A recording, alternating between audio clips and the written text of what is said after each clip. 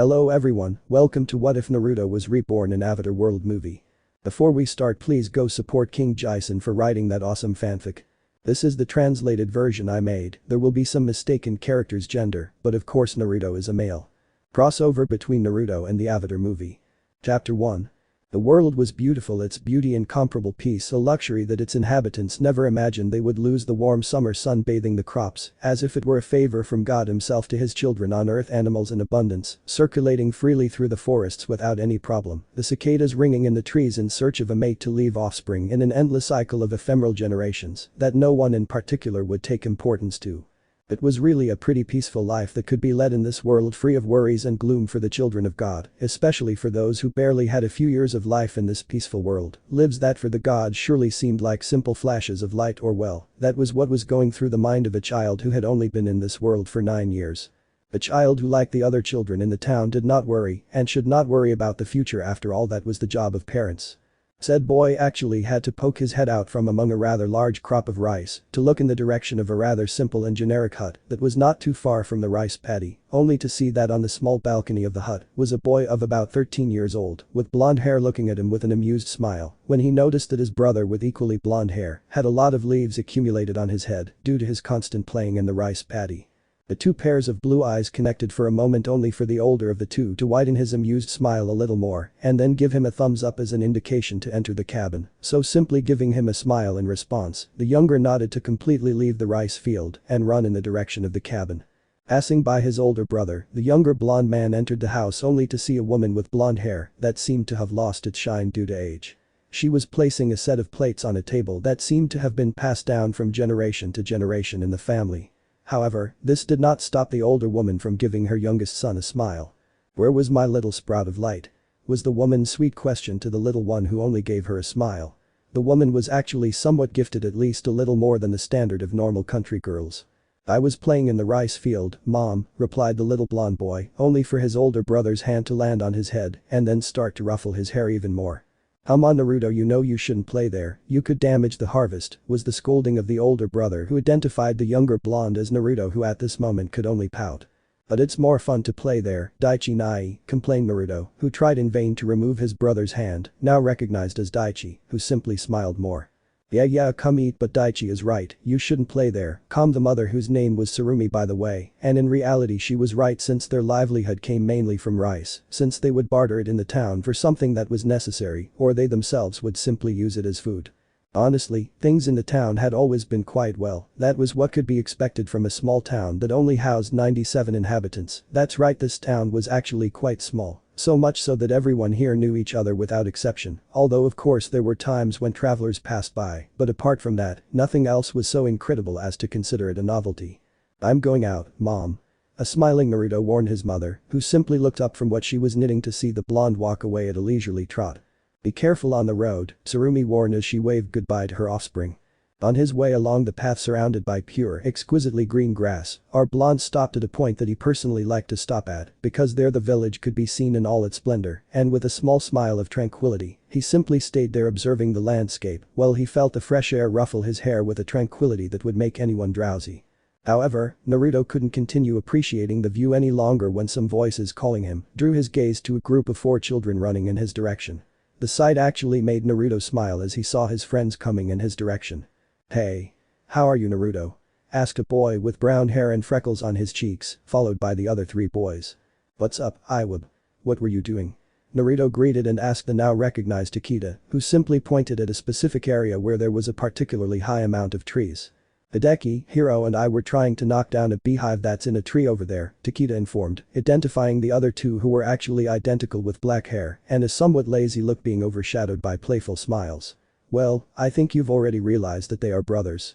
"Oh, that sounds good," Naruto replied with amusement in his eyes to the group of 3 who smiled to begin to return to the place where they were a few moments ago. The 3 of them were the only children who shared the same age as Naruto. Apart from them, the rest were either very young or very adolescent, and even so, and nevertheless being the only 5 children of the same age, they always got along quite well. They had a quite forged friendship, so much so that they reached brotherhood.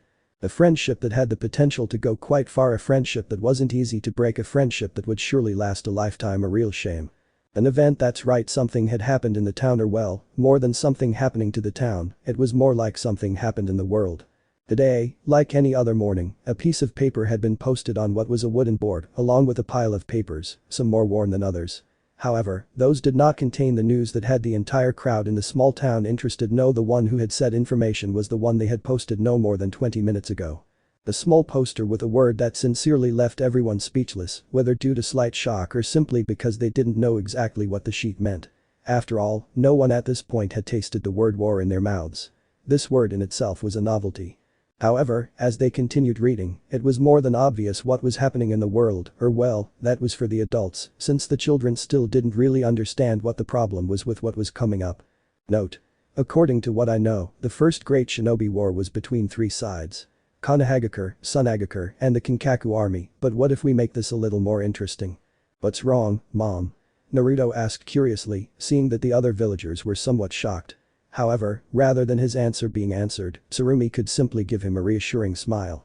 Nothing's happening, it's just another piece of news. Tsurumi tried to calm her down, but it didn't work as she expected, and Naruto just nodded, not satisfied with the answer, so she walked away from the crowd of people with her two children, leaving behind a small opening where she could read. Konoha, Suna, Iwa and the Kinkaku army begin the Great Shinobi War.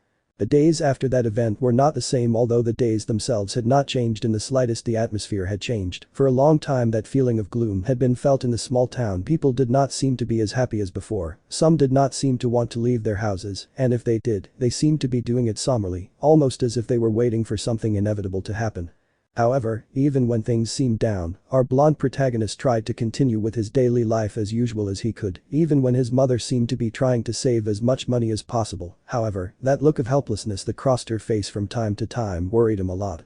But well, nothing had happened despite this atmosphere, and despite the fact that the news had been posted 2 months ago, nothing had happened yet, so the worry that arose in her stomach only appeared every time her mother's look of helplessness became so unbearable that her mother could only shed a couple of tears. The day, despite being a day like any other, was something special since as usual, Naruto was returning from playing with his friends while the sunset was almost about to set. Naruto stopped at his favorite place to see the landscape with that orange sky almost reaching pink, so there he stayed looking at the place for about 5 transitory minutes, in which for a moment that feeling of unease in the town vanished. However, every good moment had to end, and so it happened when at the entrance of the town where there were a few trees a group of people appeared in what Naruto could describe as a blur. This really intrigued Naruto, since he had never seen someone move like that. However, our blonde protagonist could not continue in his thoughts when the recognizable voice of his mother called him with a voice that was obviously panicked. "Naruto." Tsurumi called to Naruto, who turned his gaze in that direction to see his mother with the most panicked face he had ever seen. "Come."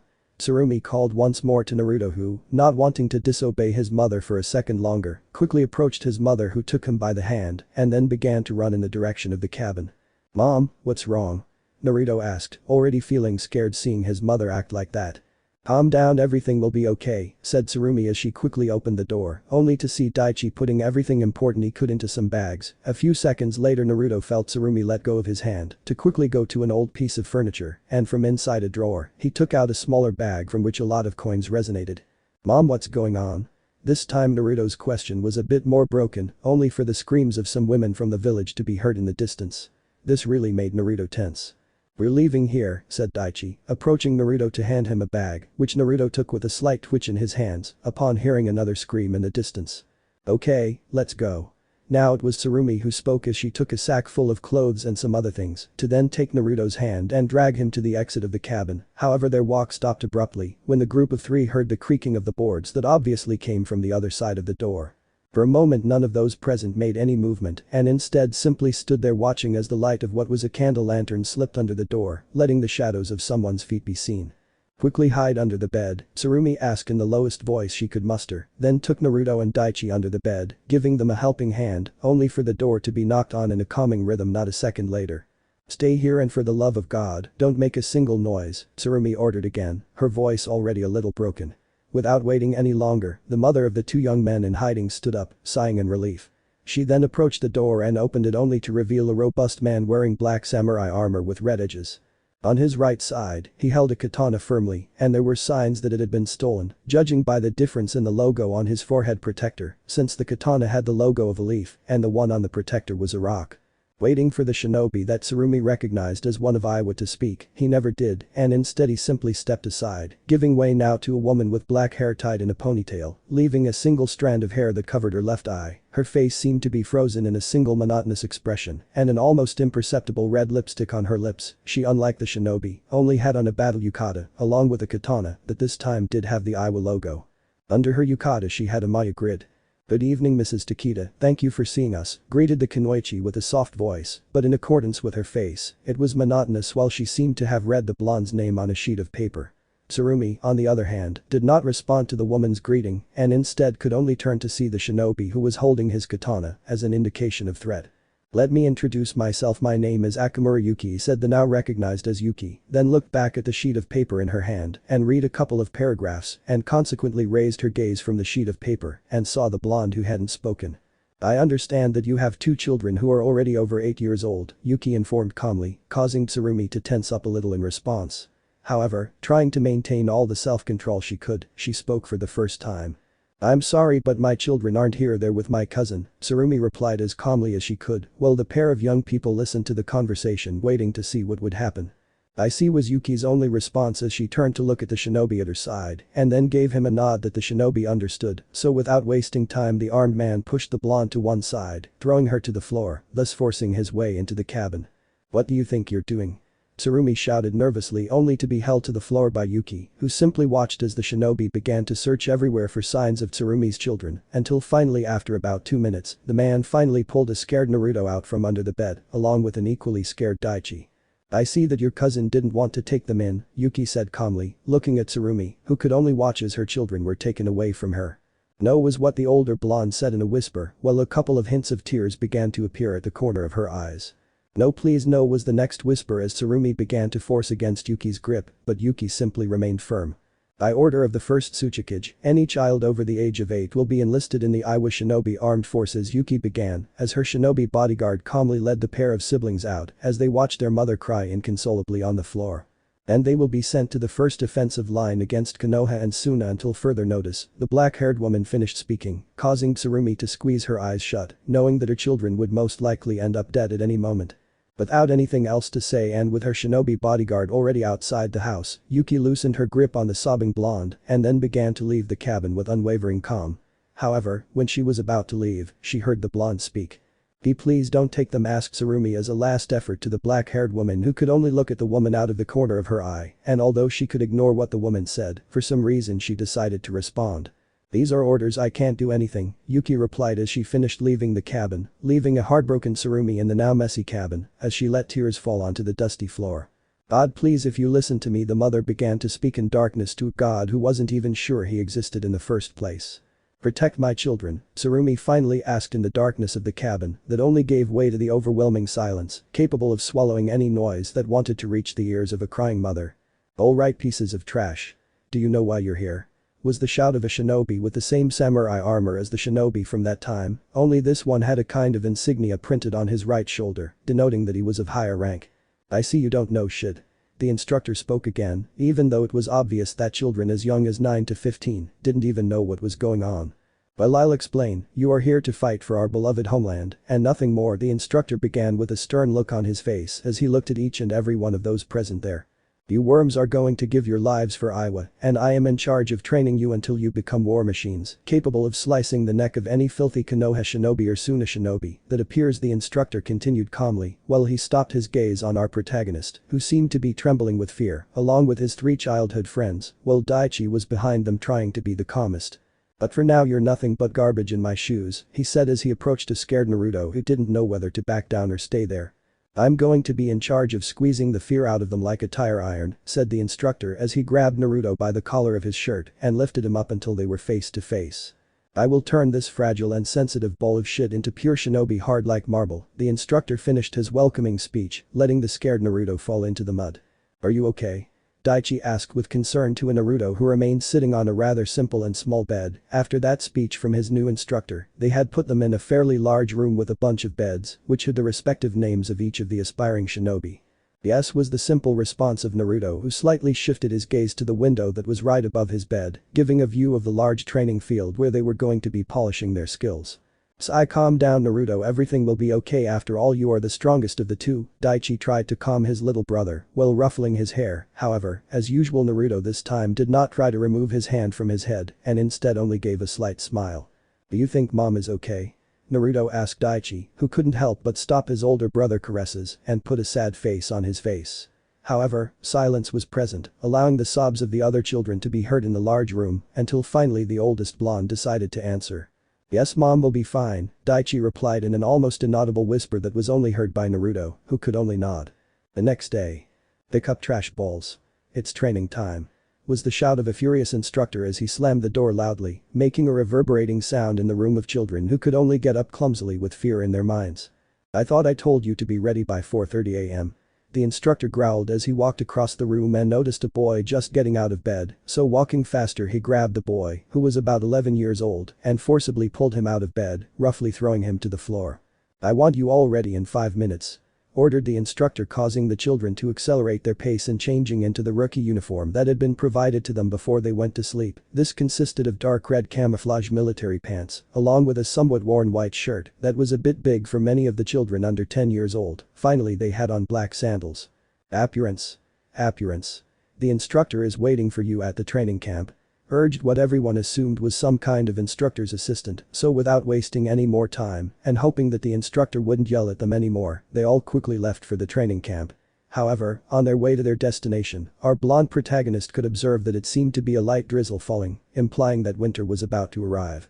Once everyone arrived at the training camp and settled into a series of rows forming a rather large rectangle due to the rather large number of recruits, one could actually say that in this company of recruits, there were about 600 children taken from their families.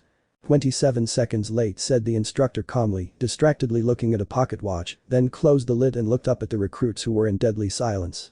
"I thought it was unnecessary to inform you that tardiness in this beloved town is not tolerated," the instructor began with surprising calmness as he looked at each and every one of the recruits. "A slight second of delay can mean the failure of the mission with the subsequent death of your comrades," continued the instructor, while what had been a light drizzle had now turned into a relatively heavy rain. So you don't forget, I want you to run 50 laps around the field," the instructor ordered, thinking that it was possibly too easy a punishment, so he mentally asked himself if he was going soft. However, for the new recruits, they did not share the instructor's thoughts, since at first glance this field was quite large. In fact, Naruto could swear that it was a little more than half of his village, and although it was small by standards, it was still a lot if you wanted to go through it several times. "What are you waiting for? Get started," the instructor exasperated, causing everyone present to get to work and begin their punishment with a trot, followed by the instructor yelling at anyone who slowed down. Diff Lap and the little ones were already feeling the fatigue slowly taking over their bodies, however they had to ignore that feeling so as not to be reprimanded by the instructor who saw them like an eagle while trotting with them. 12 laps later and muscle fatigue was already setting in for the recruits. Not helping matters was the fact that a rather thick muddy road had been created. Thanks to the torrential rain, their clothes were heavier than normal due to the absorbed water. 18 laps later, the soles of each recruit's feet were numb due to the constant pain of jogging without rest, cold sweat pouring down their foreheads as they mingled with the rain, not a second after leaving their pores. 25 laps, the instructor's gaze sharpened on the back of each of the recruits when he noticed that some of the smallest ones stumbled in their walk. 35 laps, the instructor yelled in annoyance as he heard the recruits' moans of pain as he felt their calves and much of their thigh muscles tense into an intense cramp that you could only feel when you overstretch when you wake up from sleep. Lap 49, the vision of all the recruits slowly filled with black dots and they felt that their minds were working as hard as they could to keep their bodies' engines from running out of fuel, or well, that was what Naruto felt as he looked to his left at the other side of the training camp where they had started this punishment. This indicated that there was only half the route left, so forcing his body to keep up with that agonizing pace, he continued on his way. 800 meters Naruto and felt his body dismantle and slow down, causing the instructor's gaze to focus on him. 600 meters, the instructor quickened his pace, approaching the blonde, who looked at the instructor with a frown. "No, just a little more," Naruto said to himself, making a last effort to recover his rhythm. However, there was always a problem, there was always an obstacle, there was always an unfortunate event that appeared at random moments in a person's life. When Naruto took a step with his right foot, he felt his calf muscle contract in pain, preventing him from taking another step. However, not wanting to give up, Naruto gritted his teeth and rolled his eyes in agonizing pain. He tried to move forward, only for his body to fall face first into the thick mud just 200 meters from the finish line. No, no, no, no, Naruto said, mentally trying to stand up, however he stopped when he heard his instructor's voice. What the hell do you think you're doing? The instructor asked with a frown while all the other recruits who had barely made it to the finish line could only watch the scene. Get up, ordered the instructor to Naruto, who tried to get up, however once again he couldn't and fell into the mud. Get up. Once again, ordered the instructor, now with a scream of fury while he watched as Naruto unfortunately tried to get up. Damn piece of trash. This is what you call getting up, the instructor shouted furiously as he grabbed Naruto by the nape of the neck and buried Naruto's face in the mud, causing him to let out a cry of pain. Brother, was the whisper of Daichi, who watched this from afar, helpless since he had tried to get up to go help his little brother only for his feet to not respond, so he could only watch as the instructor pulled Naruto's face out of the mud and lifted it up to then throw it to the floor with some force. Come on. Get up. The instructor shouted to a Naruto who, due to the instructor's first action, started to bleed from his nose, and as expected from a 9-year-old boy, tears slowly began to flow from his eyes, along with sobs. You insignificant shit, you dare to cry in my presence. The instructor got more annoyed and walked towards the blonde, and with a little more force than normal, he kicked the blonde in the stomach, who at least felt like the air was forced out of his lungs, while his body slid like a rag doll in the mud until he was in front of the recruits, who could only look away at the blonde's state. Or well, that was for most, since from among them came a worried Daichi, who approached Naruto's unconscious body as best he could. Brother, please answer, Daichi asked nervously as he took the unconscious blonde in his arms, or well, that's what it seemed, since Naruto was still on the verge of unconsciousness and watched as his older brother tried to wake him up, only to be kicked by the instructor. That was the last thing Naruto saw until his mind couldn't take it anymore and he finally let his body rest.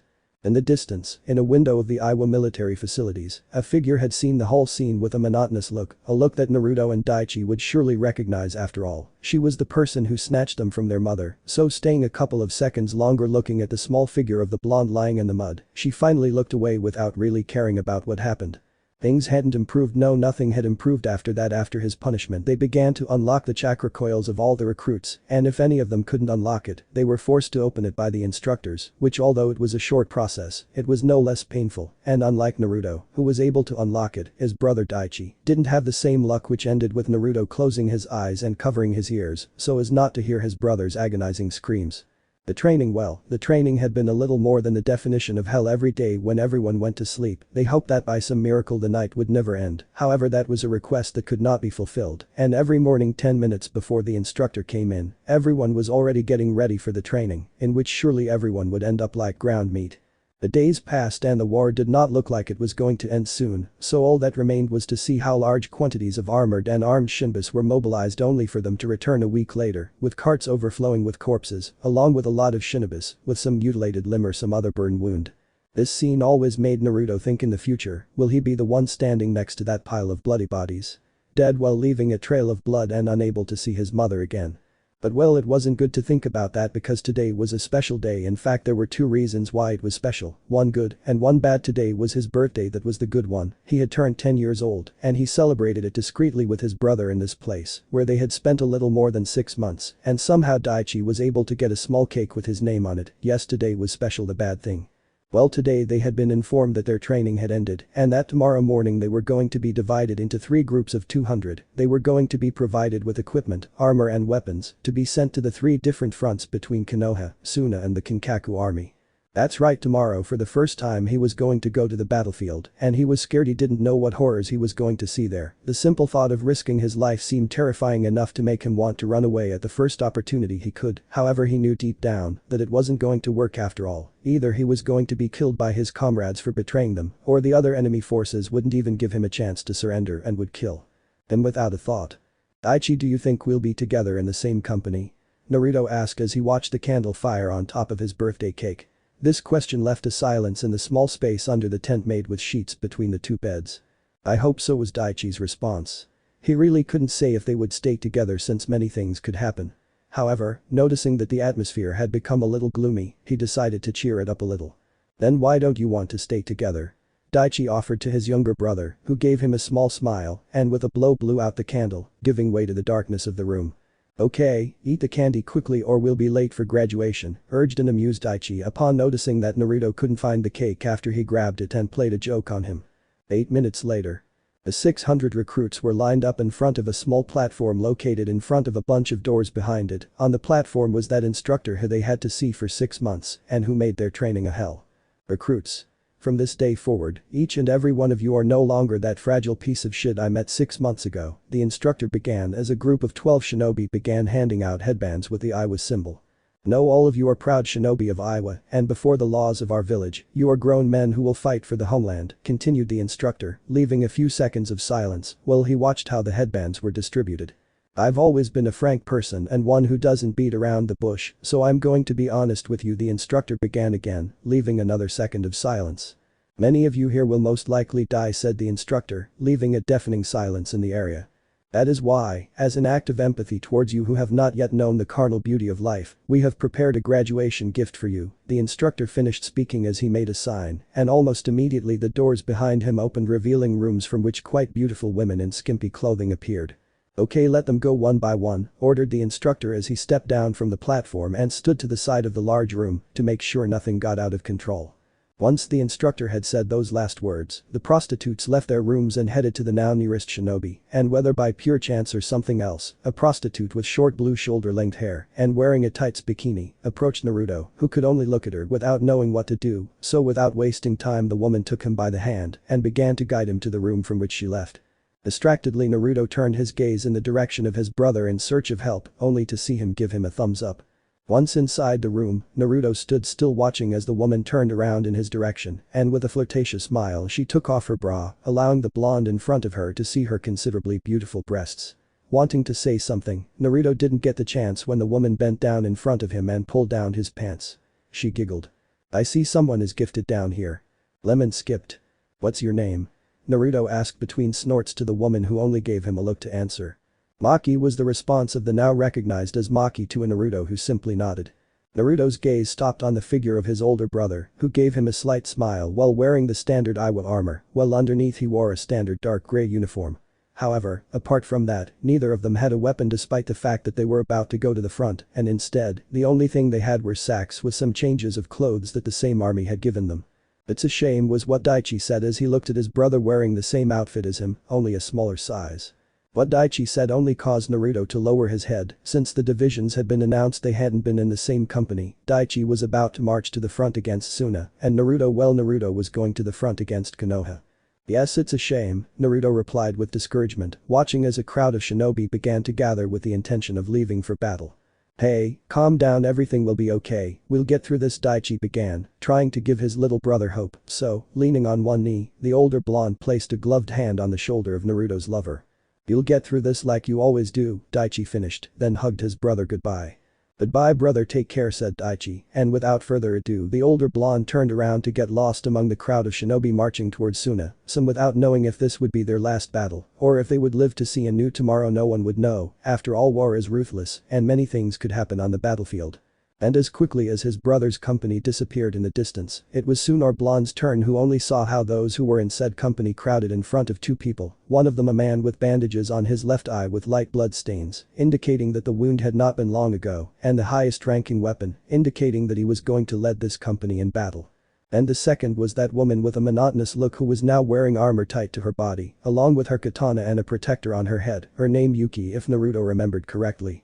Without wasting time, the company general began his motivational speech, or well, that's what it seemed like, since in these circumstances, no speech was going to raise the spirits of people who were going into battle in search of their death. Naruto distractedly looked in the direction of some fences that blocked the way to what Naruto assumed were the mothers or wives of many of those who were here, all without exception with distressed expressions on their faces. Looking across the large crowd of women who had probably lost their son or husband, Naruto searched for a blonde hair or the face of his mother. However, he didn't find one. All he found were unfamiliar faces. That is why we will fight for the victory of our homeland, was the last thing the company general said, indicating that they were about to leave, so taking his eyes off the crowd of women Naruto could only breathe deeply as he felt his heart slowly speed up, and even so, and without taking a single step, he heard that voice that Naruto would recognize from miles away, the voice of his mother. Naruto. Daichi. Were the screams of a mother desperate to see her children, so without wasting time Naruto came out of the crowd and quickly approached the fence, entering at the same time the field of vision of Tsurumi, who could only shed a few tears when she saw her offspring. Mom? Naruto called, reaching the older blonde who put her hands through the holes in the fence to feel Naruto eagerly taking them. Oh Naruto, thank God, are you okay? Tsurumi asked with concern as she took out her left hand and put it in another hole in front of Naruto's face, who felt his mother's touch. "Yes, I'm fine," Naruto replied with a smile to his mother, who after a few seconds looked around searching for her other son. "And Daichi?" Tsurumi asked Naruto, who could only feel the smile leaving his face for one of sadness. "He left a few minutes ago," Naruto replied, causing Tsurumi to hold back the urge to burst into tears. However, nothing else could be said when the voice of one of the higher-ranking shinobi called him. "Haruki. Come here at once," called the shinobi to a Naruto who just watched as he approached him. Tsurumi, on the other hand, began to search through her clothes until she finally took out a pair of necklaces with crosses and gave them to Naruto. "One is for you and give the other to Daichi when you see him," said Tsurumi to Naruto, who was taken by the shoulder somewhat roughly to be returned to the group that was already starting to march. Before being returned, the younger blonde gave one last look to his mother, who could only look at him with tears in her eyes. The trip in short had been uncomfortable at best. No one spoke, no one looked at each other. There was only the incessant sound of footsteps kneading more mud that had formed from the endless drizzle. You could already notice some clumps of grass on the ground, indicating that in about 8 hours they would reach the battlefield. Distractedly, our blonde protagonist looked to his right at the field with some mountains covered in some grass that marked a path that Naruto knew that if he took it would only take an hour and a half to reach his village. For a moment the blonde wondered if the group slipped away, what it would be like to be in the village again. Would it have changed? The field would still be just as green, the sunset would still paint the village that bright orange. Thoughts and questions that wouldn't have answers in a good amount of time, or who knows, maybe they would never have answers, because he had to go straight ahead with the group searching for that blessed peace that the Tsuchikage wanted, so much a peace that for Naruto wasn't found in the direction he was going. No. His peace was in his house with his mother and brother. That had been his peace that was taken away, only to fight for the peace of a bearded man who thought that he would only achieve peace by overthrowing the other villages. Naruto actually had to hold back a chuckle. He could already imagine how those in charge of the interrogation area would torture him for just questioning the ideals of that trash who took away his peace. But well, leaving that topic aside, the 8 hours of travel had passed as expected. Everything had occurred without any hint of change in the atmosphere. The only thing that could be said that was a considerable change was the fact that the blonde had intensified more as they approached the base, so much that they could only see her when they were a few meters away. "Stop right there. Identify yourselves," was the shout of a shinobi sentry that was slightly drowned out by the thunderous rain. "We are the NINTH Assault Company led by myself, Iwood Teru," the company general responded to the lookout, who looked at him for a few seconds and then gave an order to his partner, who nodded and disappeared in Shunsan. For a few seconds everyone just stood there while the water attacked their bodies. However, after a couple of minutes the lookout's partner finally appeared, giving him the go-ahead, so letting the doors open the group entered the base. Now yes, once Naruto set foot inside this base he would officially be in a war without truce, and he could only watch as his foot slowly crushed the floor inside the base, thus sealing his fate. Death in many ways had been a constant event, more so when there was a war in progress, and you were one of the participants who helped commit said deaths, a scene that was repeated like deja vu, only it was starred by a different person who was in charge of making those faces of horror that had long since stopped haunting a certain blonde in his dreams. However, there weren't only enemy deaths, no, of course, not as far as our blonde protagonist remembered. There were only a handful of recruits left who had been with him in the training they were forced to participate in. Friends he had met in training only lasted a couple of months at best. His 3 childhood friends had died in an ambush during a reconnaissance mission. His brother Daichi died a year after being sent to fight against Sukuna, all thanks to a massive explosion trap that killed over 65 men. The news obviously didn't sit well with Tsurumi. It was truly heartbreaking to see how the woman who had raised Daichi broke down in tears upon hearing how her second son Naruto, who wasn't much better, told her the news. The worst of all, Naruto couldn't stay more than half an hour to comfort his devastated mother before being escorted back to the base to continue the war. That was the last time he saw her alive, because a year later the Iowa forces on the far right of the front had been annihilated in a devastating attack, so seeing the opportunity to advance, the Konoha forces stationed themselves in her village. That's right, they killed all the civilians in the village and hung them by the neck from the largest tree. There was only to set it on fire with a Kaiten-jutsu. So there was the blonde looking at the incinerated bodies that could only emanate smoke, all while holding a pair of already quite worn katanas covered in blood. "I arrived late," was the only whisper of a Naruto who could only see the scene with a dull look and a face that could only be defined as that of a dead man. He, along with a group of at least 250 shinobi, had been mobilized to intercept the Konoha shinobi battles that had been able to kill all the forces at the front. It was a long battle, and of the 250 now only 28 remained, a rather pitiful number. "It doesn't matter anymore," Naruto whispered again as a charred arm from an equally charred body fell to the ground, and from it Naruto recognized a ring that Naruto recognized as his mother's. None of this shit matters anymore, everything can go to hell, the blonde said to himself, changing his gaze now to his hands that held the bloody katanas at the same time that a rain that gradually increased slowly cleaned the blood-stained armor with slight cuts next to the blade of the katana to reveal his own reflection that only consisted of a dead look. What's the point of all this? Naruto wondered, almost waiting for someone to appear and give him a coherent answer that would justify all this bloodshed. However, that answer never came, and instead the only thing he received was the hoarse cough of a Konoha shinobi who was lying a couple of meters away from him. So turning his gaze towards the dying man, Naruto noticed that the man, no more than 20 years old, had a severed arm, along with a fairly deep cut on his chest that separated the armor, slightly revealing the bones of the ribs. Approaching the dying whore, Naruto finally stood at the side of the man who, upon seeing him, could only try to tremblingly raise his hand in his direction while uttering the following words. "Help me please please," were the man's pitiful words, hoping that the blonde in front of him would take pity on him and give him a hand. However, before the man's hand could even touch Naruto's foot, it was cut off with a single slash, causing the wrist to come off in a clean cut. That was when the man realized that he wasn't going to be helped. Help, the man was going to beg once more only for his neck to be sliced by a blonde who just watched his action with that dead look. You still dare to crawl in supplications to an entity that has not even lifted a finger to save hundreds of thousands of innocent people who begged for his help, were the last words of a Naruto who simply turned around to leave there, leaving behind the field where he once used to play like any normal child with his 3 friends who died in combat, a field that now only served to hold hundreds of mutilated, burned, perforated, dismembered bodies and an endless number of really unpleasant ways in which no person would want to be killed.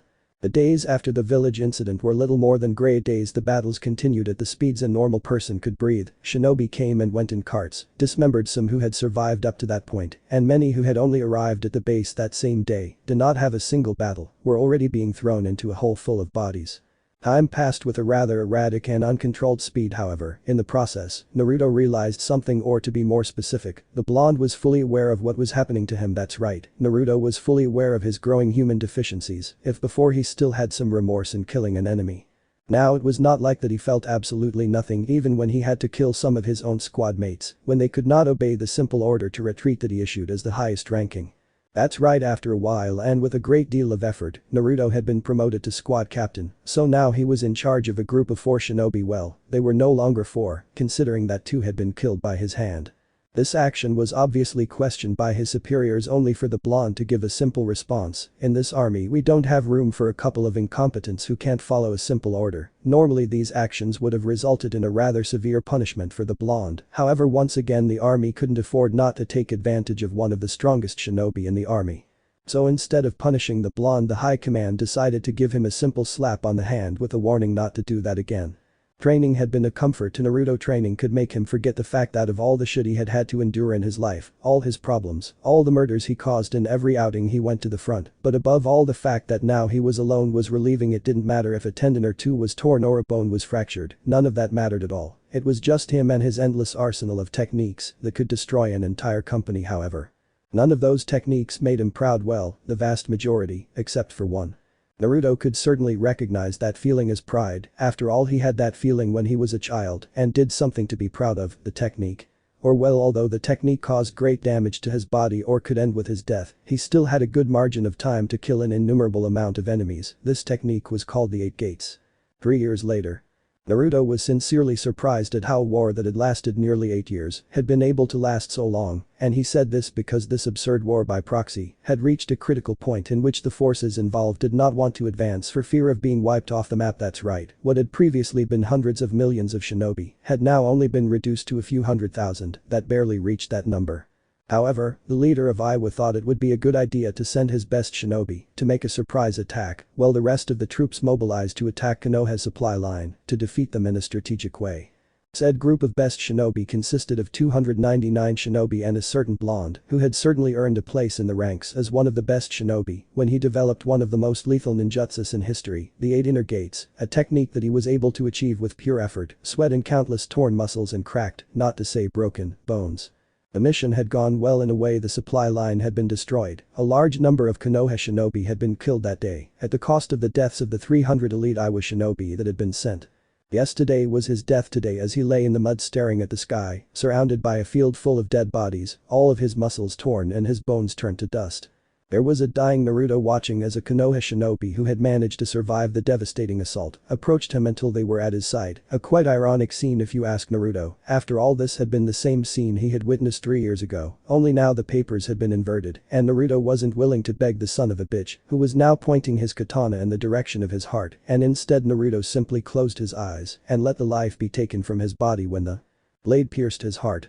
However, letting this happen didn't feel right in any way for the blonde who heard how the blade slowly but effectively cut the air in the direction of the organ vital to his existence. No, this didn't feel right at all, and Naruto wouldn't allow it, or at least he wouldn't give in as easily as that Konoha shinobi he had killed years ago. So opening his eyes and clenching his teeth as blood flowed from the gaps in his teeth, Naruto set the bruised muscles of his right arm in motion to pick up one of the many kunes lying on the floor, and regardless of the agonizing pain in his body, Naruto guided his arm, as if it were a smoked rag, to the knee of the enemy shinobi, who couldn't react in time and instead could only grunt in pain as he felt the stabbing pain. So falling to one knee, the enemy shinobi simply watched in disbelief the actions of the blonde lying on the muddy ground. After all, what person dying on the verge of death was still willing to fight for his life and more so make the quick movements he was making? Those were the thoughts of the Konoha shinobi as he watched Naruto now move his appendage with shattered bones in the direction of his throat. "Shit," was the last whisper the Konoha shinobi said before his throat was slit, letting a fountain of blood spray onto the already blood-soaked ground. However, Naruto's luck didn't seem to be on his side at this moment, since without the Konoha shinobi wanting it, the katana slipped from his already flaccid hand, and as if God were against Naruto, the katana once again headed towards his heart. Naruto growled in his thoughts, trying to find a way out of his obvious death, but not finding a clear way out, Naruto simply chose to gather all the remaining chakra in his entire being and prepare it to make a substitution that stopped instantly when the katana slowly pierced his heart. "No shit, no." Naruto yelled in his thoughts, forcing his flickering chakra to do the jutsu that finally emerged, only not in the way he wanted, but it still saved his life. That's right, Naruto disappeared from the place, not like a normal substitution that left a cloud of smoke or some aesthetic element. No, Naruto simply disappeared, leaving nothing but a field full of death. While this was happening in the capital of Iowa, a certain black-haired woman with an impassive face looked out the window of her house while her hand slowly caressed her swollen 6-month-old stomach and she rocked in a rocking chair, waiting for her husband and father of her child. However, the blonde with whom she was about to start a family would never return. Chapter 2. Naruto. A call that could easily be passed off as the whistle of the Vrissa was what reached the ear of a certain blonde who really did not respond to the call, causing the person in question to have to insist more. Naruto, was the whisper again, this time a little louder than the previous one, from which he only received the same silence as the previous one. Naruto, this time the call was heard as if the person was just steps away from the blonde, who this time could capture the tone of the voice as that of someone very familiar to him, someone he hadn't heard from in a long time.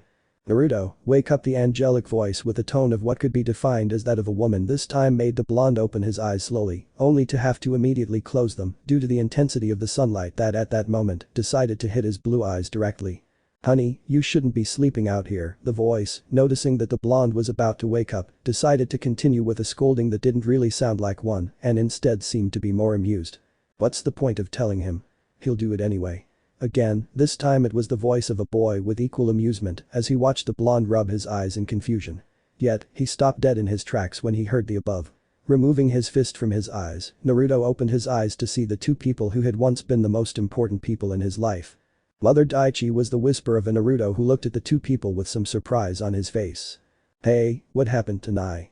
I'm not Daichi Nai anymore." Daichi asked with amusement to the blonde, who remained silent for a couple of seconds until finally his face changed to an expression that hadn't graced his face in recent years. "Keep dreaming, Daichi Nai," Naruto replied as he stood up from the hammock that had always been behind the house tied to a couple of orange trees. "I like it that way. Remember who's the oldest," Daichi responded in the same way while ruffling his younger brother's blonde hair.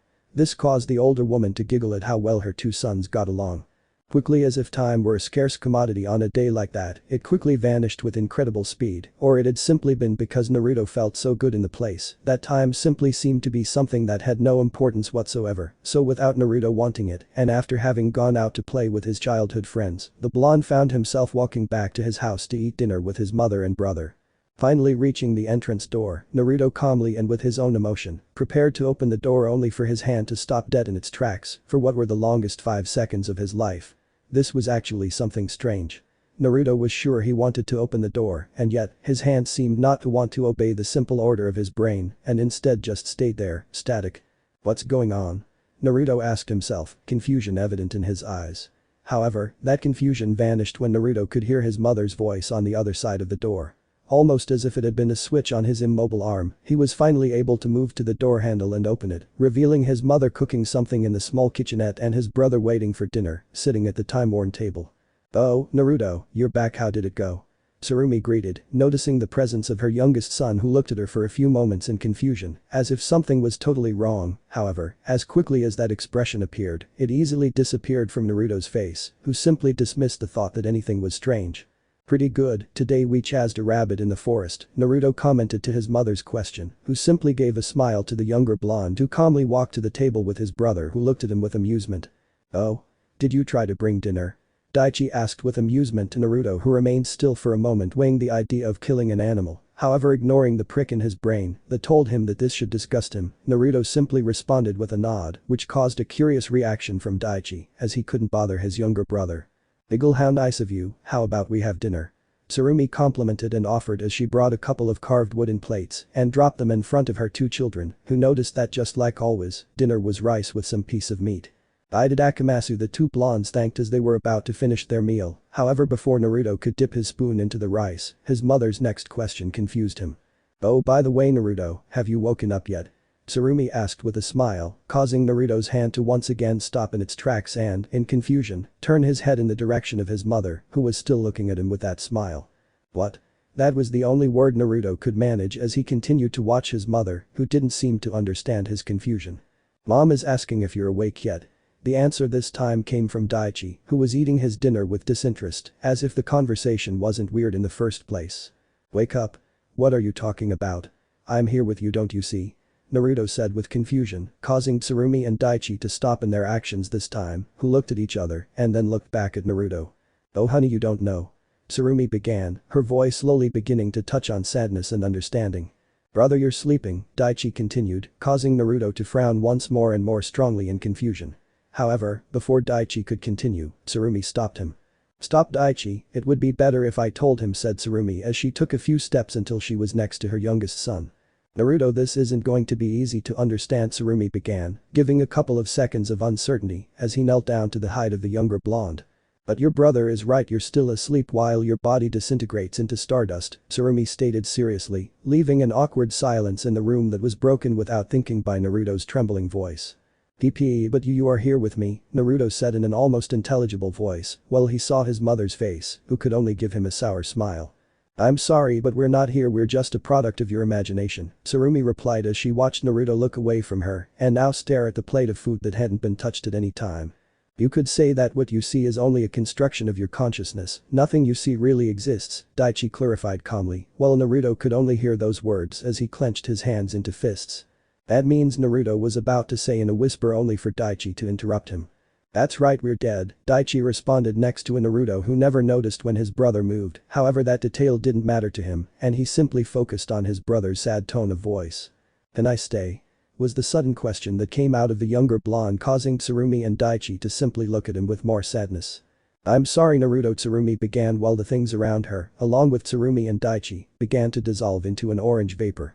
"I'm so sorry," they finally said in unison as they got closer to Naruto to give him a hug that slowly faded into the air until, without Naruto wanting it, the slightest sensation of contact disappeared into nothingness, leaving Naruto who simply watched as everything around him finally disappeared, leaving nothing but smoke around him, while he himself remained floating between the. Sour chuckle, "You didn't have to apologize," Naruto began with a somewhat broken voice. "I'm the one who should be apologizing," Naruto finally said into thin air as tears finally flowed from his eyes, only for them to quickly evaporate into the air to combine with the intense amount of smoke. The music resonated, mixing with the sound of the waves crashing against the warm sand of what was obviously an orange beach, thanks to the almost end of the day that bathed endless kilometers of sea, and among them a few islands that could be seen if you were on one of them.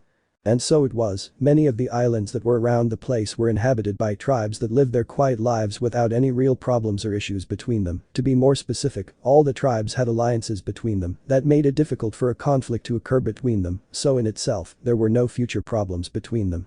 However, there was one specific island that didn't have that bond, or rather, it didn't have any tribes to begin with. No one went near that island, and although it was relatively large, it was still smaller than the other islands. The reason why no one went to that island Well, it was actually a bit complicated to explain. The reason was because that island had been inhabited by some people that none of the tribes liked because of the area. And even when these people left the island, no one ever came back to the island. However, the island was not completely uninhabited because unlike the few land animals on the island, there was still a person living on the island, and that was why the music was constantly playing on the island's beach. So yeah, that person at this moment was lying in a beach chair watching the sunset while the music calmly reached his pointy ears. The person in question had blue skin, just as you read said, person had blue skin almost reaching light blue, while parts of his body that were like arms, feet, chest, abdomen which by the way were marked with an 8-pack, were covered by tiger-like lines of a darker blue. On one side behind the lower back of the person stuck out an equally blue tail that swayed lazily, while a small tuft of hair covered the tip. On his face the man in blue had aviator glasses that contrasted in gold thanks to the sunset, thus covering the man's eyes. His hair was a jet black with blonde strands, on the left side it was shaved, showing that behind his ear, he had a tattoo of a snake that rose from his neck to above from her ear.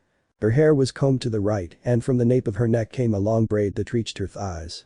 The finish, the man was wearing an open red beach shirt with flowers, along with knee-length pants and flip-flops, certainly someone who did not look in the least like a normal person, if we count the fact of his skin color, his tail and his height exaggeratedly taller than that of a normal person.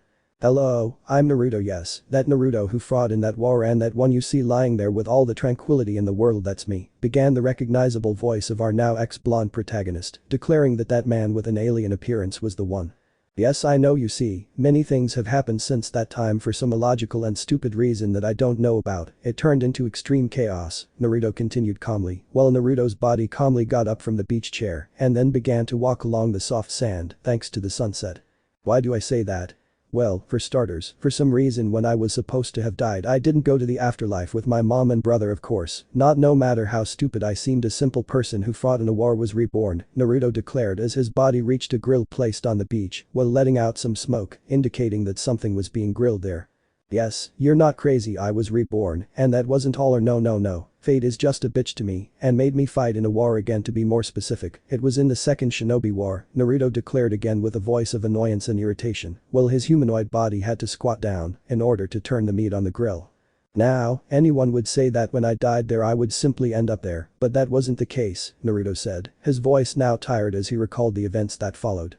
Well no, when I died of old age surrounded by my children and my 3 wives, guess what, that's right, I was reborn, and as if destiny were the most stinking bore in the world, I had to participate in the third Shinobi War again, Naruto spat out in annoyance as his body took a metal plate that was placed on top of a cooler on the side of the grill and dropped a rather large piece of meat on it. Of course, when that happened I thought, well, maybe this is the last time, but obviously I was wrong when he died again that time in battle and was reborn again to fight in the fourth Shinobi War, Naruto said tiredly, while Naruto's body searched through the cooler until he found another piece of meat and calmly placed it on the grill. That time I remember that I was pretty upset and I did a lot of crazy things. Of course I didn't kill anyone who didn't deserve it, but I remember that I really screwed up the people I didn't like. Among them was that idiot Uchiha who was a real pain in the ass at the academy and the rest of his miserable life. There was also that idiot head Kiba, Naruto said, annoyed remembering the 2 idiots who always tried to be better than him and never succeeded.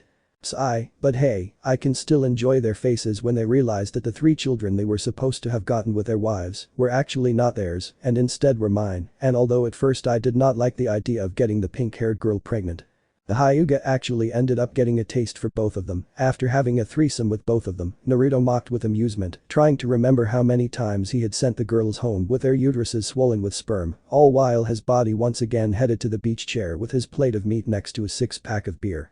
But well, I'm getting off topic. The thing is that after that the thing didn't end and the same situation happened again and again and again and again and again. In fact, it was so many times that I don't even remember. The last time I told was the 72nd time, and believe me when I say that was a long time ago, Naruto informed calmly, trying to remember how many times he had been reborn while his body took the piece of meat to his mouth with fangs.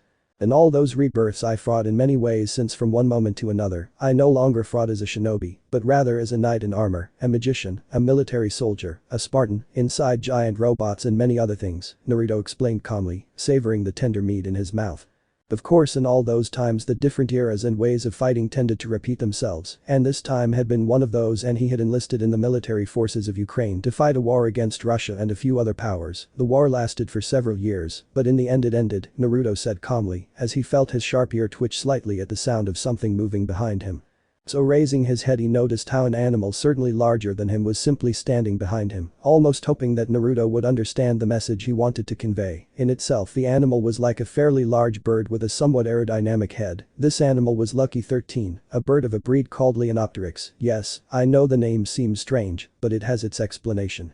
But well, the animal was almost entirely black, except for some lines on its wings of a blue color that seemed to shine like neon, thanks to the growing darkness that invaded the island. Around his neck, he had a kind of military belt designed to carry different tools, as well as he seemed to have a kind of protective vest that did not seem to bother him in his movement. Finally, near the chest of the vest that Naruto had on, he had put his name, Lucky 13.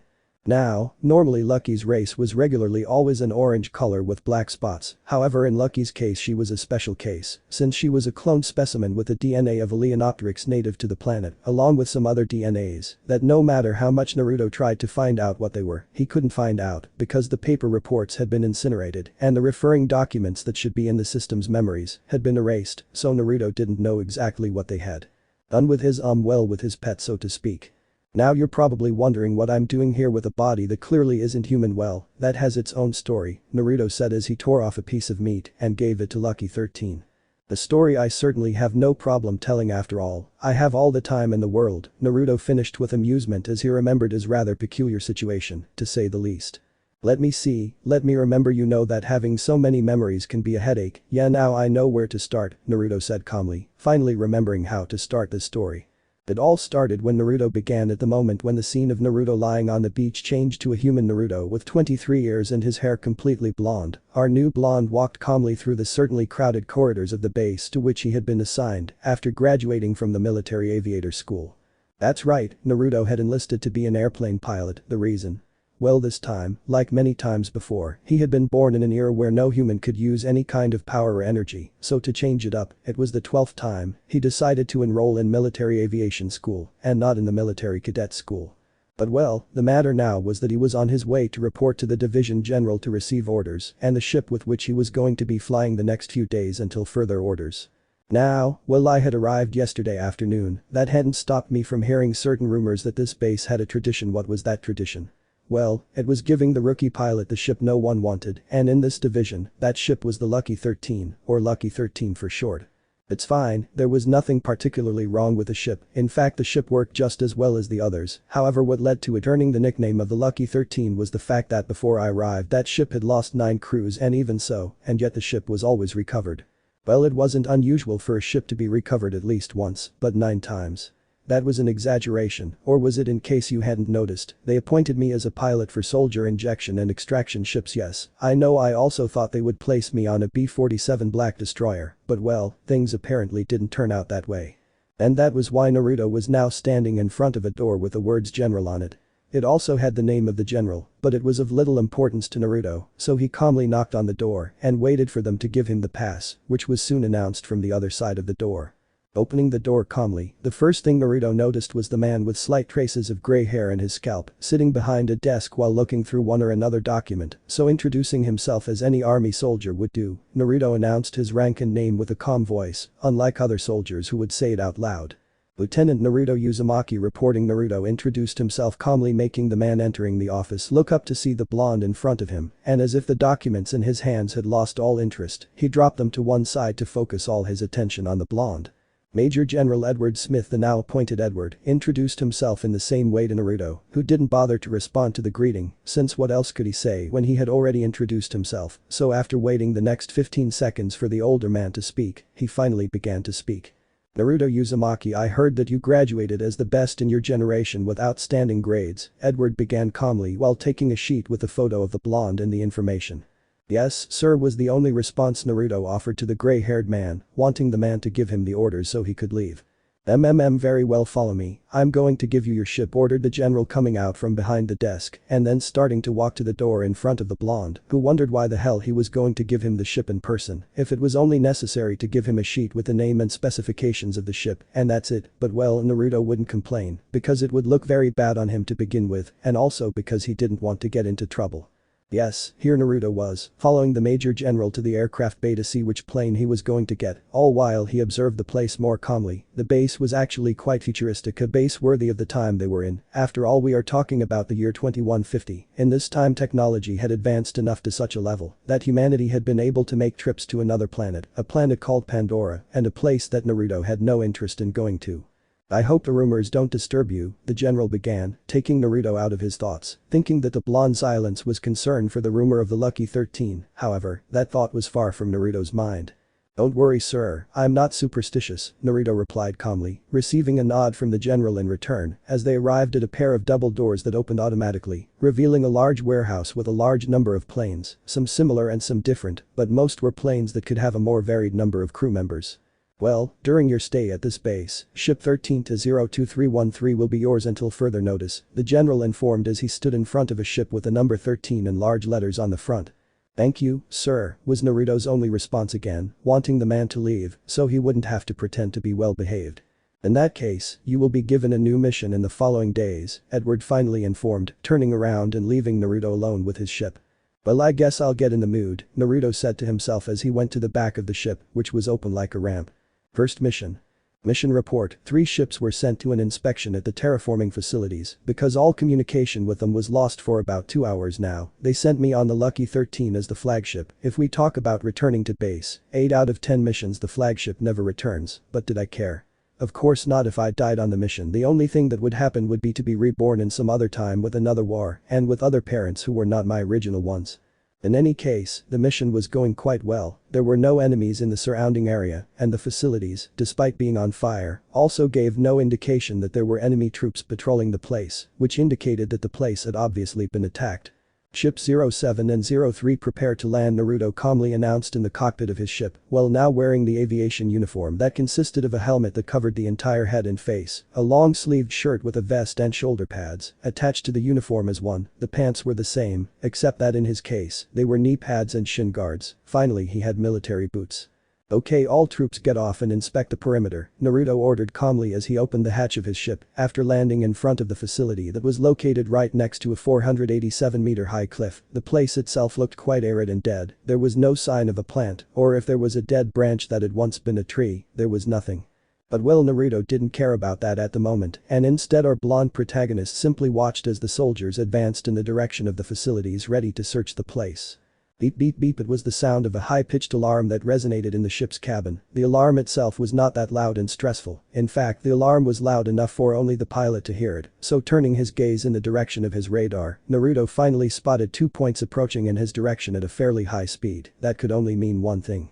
Shit, those are T-45s, Naruto said to himself in annoyance at the new threat present. This also meant something else: the area was compromised, which in a few words, meant that if those T-45s came towards them so quickly when it hadn't even been 8 minutes since they arrived, then hidden around the area, there was at least a division of 100 men, almost 3 times more than his own troops. Yes, Naruto had already been in this situation before in a reincarnation that he didn't even remember. In this case, the most viable option was to evacuate the place and return to the base to report, so informing his soldiers and the other ships, Naruto spoke. Headquarters here, Lima 13, 2 T-45s are approaching our position, all troops board the ship for immediate evacuation, Naruto informed with a palpable calm that no one really noticed. However, turning his gaze to his left, Naruto noticed that ship 07 was taking off while leaving his troops behind. 07, what are you doing? You still have troops outside? Naruto asked with an annoyed look when he saw that the pilot was not following his orders. Don't buck with me, I'm getting out of here, was the last response the pilot gave before a missile hit him, and consequently he fell face down to the ground, creating an explosion that killed the nearby soldiers. Well, no one will miss him, Naruto said to himself, only to hear the ship 03 explode due to the impact of high-caliber bullets on the propellants. Another one, it's just me now, Naruto said to himself, watching as the 2 fighters flew over him at high speed. Okay, everyone aboard, we're leaving here, Naruto informed, seeing the camera that showed that all the soldiers were already inside the ship, so Naruto turned around and prepared to evacuate, only to see that there was still 1 soldier outside. Shit, there's 1 left, Naruto said to himself without stopping to turn around, but still with the hatch open. Wait for me, damn it. The soldier shouted in fear as he ran with everything he could. "Come on, I almost have you," Naruto said calmly, watching as the T-45s turned around and without stopping fired a missile in his direction. However, before the missile arrived, the soldier jumped outside, entering the ship that, without warning Naruto, made it lower the intensity of the thrusters, causing it to plummet into the ravine, while flares began to come out from above the ship that deflected the missile. Things after that got a little more complicated than expected. However, it was nothing that someone with more experience than all humans combined couldn't fix. Now, how did the evacuation end? Well, if I'm alive, it's for one thing if the evacuation was a success and ended with one T-45 crushed under a rock and the other with a flare stuck in the cockpit. How could that have happened? Hey, just asking is an insult. Remember, I'm Naruto and I can do an endless number of things you can't imagine. NT. Those who watch the series will know how it ended like this. P.S. The series is called Love, Death and Robot and it's on Netflix. After that I was sent on 58 more missions. In all of them, the lucky 13 brought me home without a scratch. Over time, the other troops started to take the name of the Lucky 13 seriously, and in my case, well, I actually ended up becoming attached to my ship, so much so that I rejected an offer from the general to give me a new ship and instead got a snake tattooed on the side of my head, as well as the same graffiti on the side of the ship. "I admire your skill in the missions." General Edward began with what seemed to be quite a bit of pride towards himself. However, Naruto, as usual, simply nodded in gratitude. "You see, Lieutenant, I have a pair of new Black Hawk Ws on the way. Would you like to trade this old junk?" The general offered calmly to Naruto, who didn't hesitate to give his answer. "I'm sorry, sir, but the Lucky 13 has never disappointed me. He's my old junk," Naruto replied, rejecting the general's offer, who simply let out a sigh at the loss of potential that was now being seen. However, all good things had an end, and Naruto was more than aware of that. After all, he had experienced that feeling countless times. "Today was the last mission I did with Lucky 13. I was sent on a mission to rescue a squadron of soldiers entrenched in the base against Russia. However, when Naruto was a few kilometers from reaching the point, he was intercepted by a group of 8 B-47 black destroyers." "What the hell?" Naruto said in confusion as he noticed the group of ships getting into firing position. "But what are they doing? Why are they aiming at me?" Naruto asked himself in confusion, since his army was the only one that used that model of fighters, along with a couple of other models. However, that thought went to shit when on the wings of those fighters, there was a logo that was not that of his army, nor of another army with which they had a conflict. "What the hell?" Naruto asked himself with more confusion, but even with his confusion, he began to make evasive maneuvers and somehow try to escape from there. After all, Naruto would not have another chance against them with a ship that was not intended for battle. So turning right like that, Naruto quickly left the enemy's sights, and with great precision and quality Naruto got into a narrow cliff, being followed by the black destroyers. However, one of them was not very lucky and crashed before being able to enter the cliff. "Very well, they don't know the area," Naruto said calmly, since between this cliff there was electromagnetic interference that prevented the guided missiles from finding their target. So with a problem, Naruto made a turret come out of the top of his ship that quickly aimed at the fighters that tried to avoid the bullets. However, 2 of them were not lucky and ended up crashing into each other due to the bullets piercing their wings. "Shit, the cliff is ending," Naruto said to himself with annoyance, seeing the end of the place. So trying to come up with a plan to escape from this, Naruto noticed late the large piece of rock that hit the right propeller, causing it to explode and leaving him with only one wing. "Fucking hell." Naruto shouted as he felt the impact and couldn't stop his ship from spinning as it descended to the ground. "Fuck, I'm screwed," Naruto said to himself, thinking that the fighters behind him would simply fire a missile at him. However, that didn't happen, and instead they passed by and left. "But what?" Naruto said to himself before he crashed to the ground with no chance of taking off again. 8 minutes later. Okay, normally if I had been hit like this when I had chakra or some supernatural power, it wouldn't leave me stunned for 8 minutes, but if we take into account that I don't have any of that, it can be a little understandable that I was stunned. So taking the rifle that I always carried with me on missions, I headed out of the now useless ship, but not before sending Anso's signal to the base. But that wouldn't do any good, because not a second after he left the ship he was being surrounded by a group of 30 soldiers he had never seen before. That was when Naruto realized that all of this had been planned in some way. After all, how else would these soldiers have gotten to his position so quickly? Someone betrayed him. Those were Naruto's last thoughts before feeling a sting in his neck area where the fabric was softer and easier to pierce. "This has to be a joke," was Naruto's last thought before he fainted. Chapter 3. The sea was always a lonely and dark place. Creatures that preferred the darkness of the seabed hid in the cold depths of the sea, without any concern of abysmal water pressure, due to the simple fact that none of these creatures possessed air to even suffer an internal suppression that would cause their deaths in just a fraction of a second, leaving their existences in simple blood stains that would match the water. Now, why was the sea dark to begin with? Well, that actually had a pretty simple explanation. The explanation consisted of two things: the water and the sun's rays. Yes, I know it's obvious, but the fact is that the sun's rays are not capable of crossing all the layers of the great mass of water that was the sea, so that was why the more producing someone went, the darker and colder the sea was, or well, that was in the case of the sea on Earth. When we talk about Pandora's Sea, this may be slightly different because you might ask, well, this was due to a number of reasons, but for obvious reasons, I will highlight the most important ones. The first, well, it was obviously the pollution, and the second is the great difference in salinity that Pandora's Sea has. That's right, Pandora's Sea had a much lower salt level than that of the Earth, so much so that if you drank it, you would hardly notice the salt. Surely a rather long explanation I made here, but hey, if I didn't explain it, I couldn't start the chapter saying that, well, the certainly peculiar fish glided under the crystalline waters of the Pandora Sea, an ovoid shadow rested above them, floating lazily on the surface of the sea without any apparent concern. The thing itself that was floating on the sea didn't seem to be any kind of fish or any other similar animal, due to the lack of any fin for movement. Its eyes, on the other hand, well, it was relatively large enough so that a certain mixed race guy could be lying on top of it without any real problem. Exactly. If you didn't get it until now, that floating object was a surfboard that served as a float for a Naruto who simply lay there, while the music that came from some unknown place resonated through the silent sea. Is this his life, was what a calm Naruto said while he brought a can of beer to his mouth and took a big sip until finally finishing the liquid inside the can. So doing what he had been doing for the last 4 hours, Naruto simply hit the surface of the sea 4 times. Naruto only had to wait 5 seconds before feeling the can being pulled from his hand to be submerged under the water, thanks to an animal almost 3 times bigger than Naruto himself.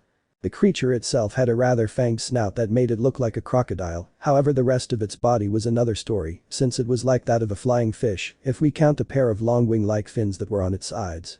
This breed of fish is called skimwing, but if we talk about how the natives of the planet call it, they usually call it surak. Certainly 2 strange names, but well, it was on a different planet. Who was he to judge?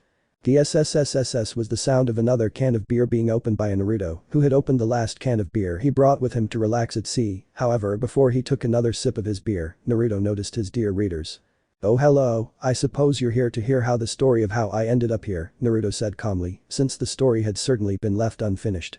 "Well, I don't remember," Naruto finally said after a couple of seconds of consideration and trying to remember what had happened that time.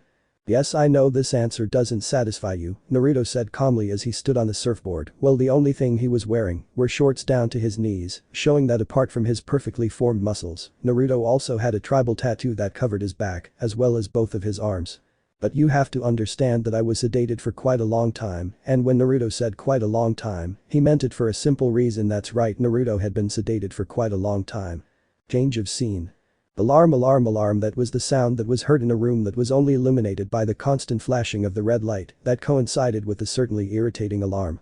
Groan was the slight groan of annoyance that could be heard in the red-lit room that revealed a figure lying on a relatively large stretcher. However, said stretcher had to tremble when the room itself rumbled quite loudly if we take into account the fact that the stretcher itself jumped, causing the figure lying on top of it to hit the back of his head.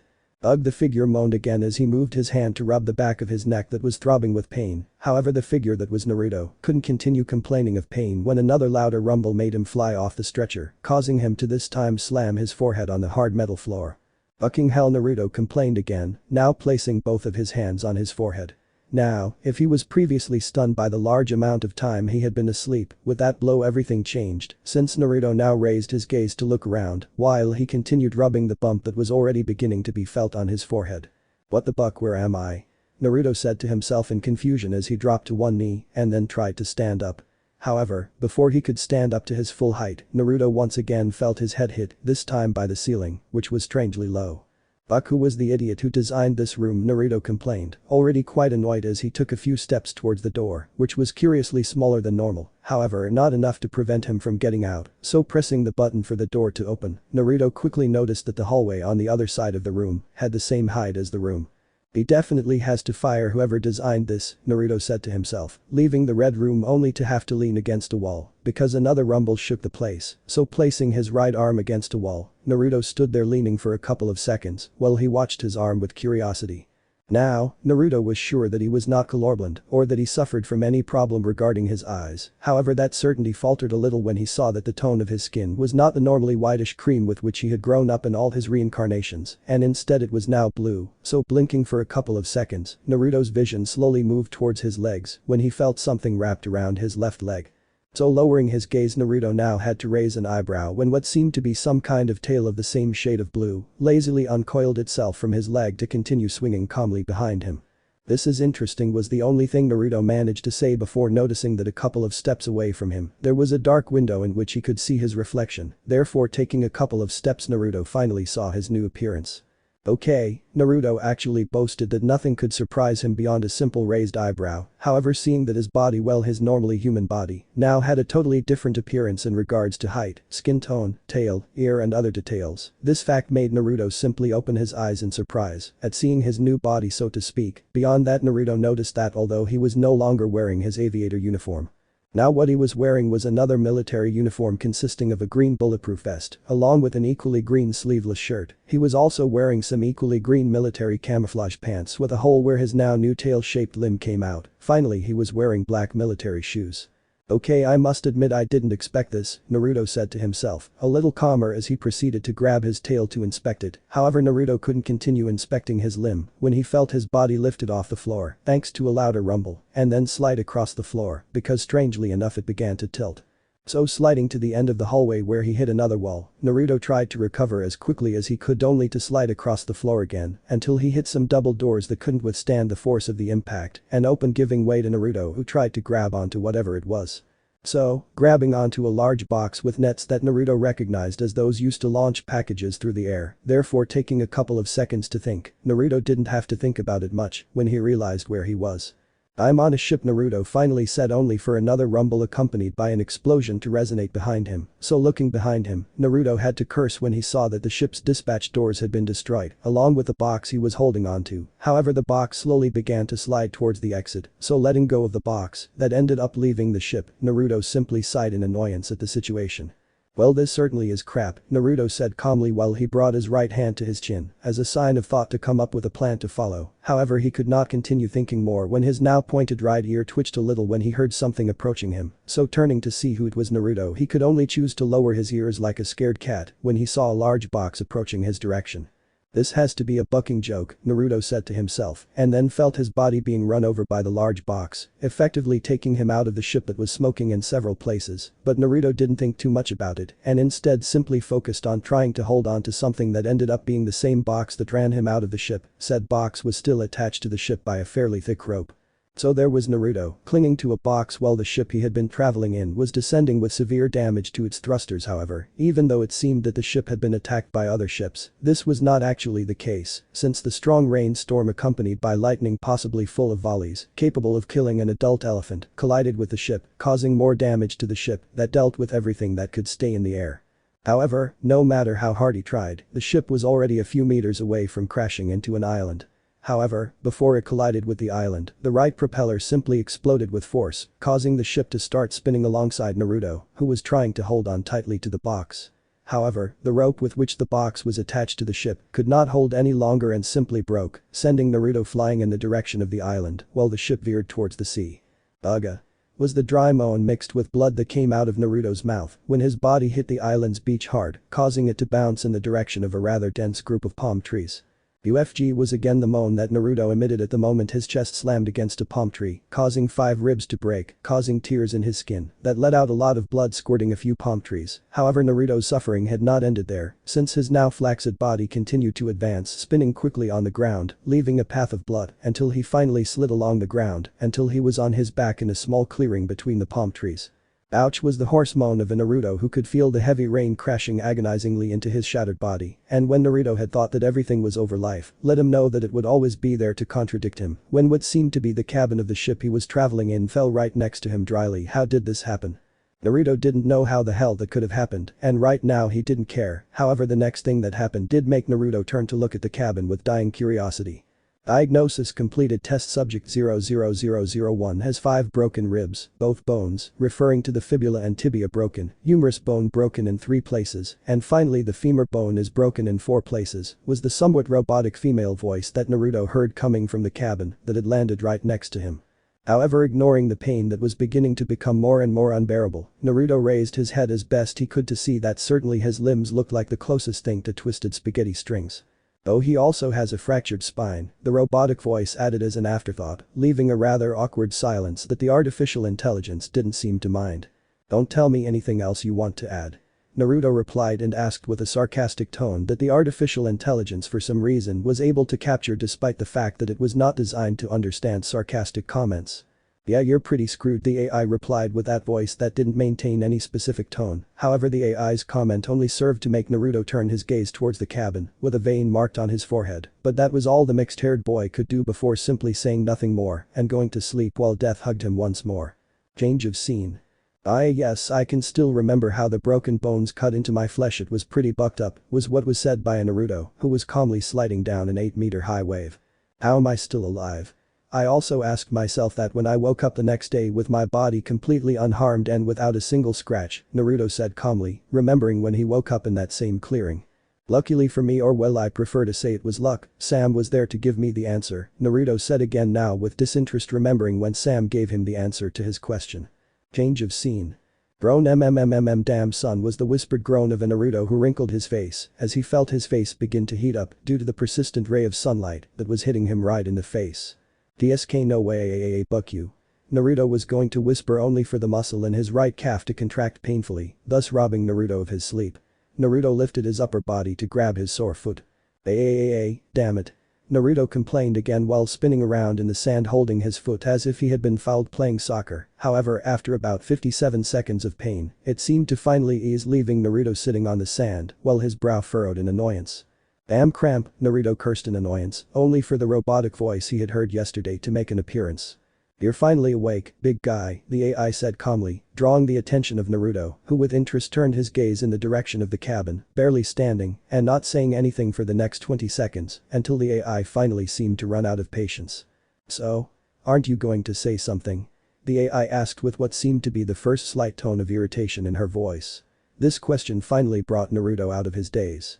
She simply asked what had him confused. How am I still alive? Naruto asked in confusion at his curiously unharmed body. The question actually left a slight silence of discomfort until Sam finally answered.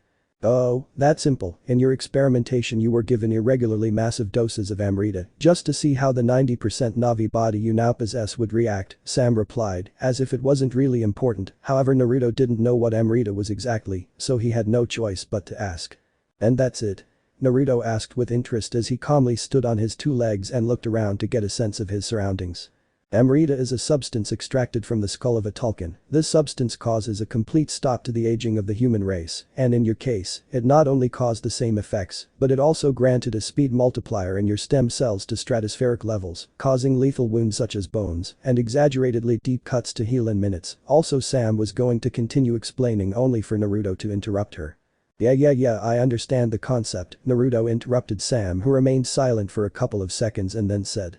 Umbus, can you let me finish? Sam asked, causing Naruto's eyebrow to twitch a little. Explain what? You almost read me an entire anatomy book, Naruto was going to say, only for Sam to be the one to interrupt Naruto this time.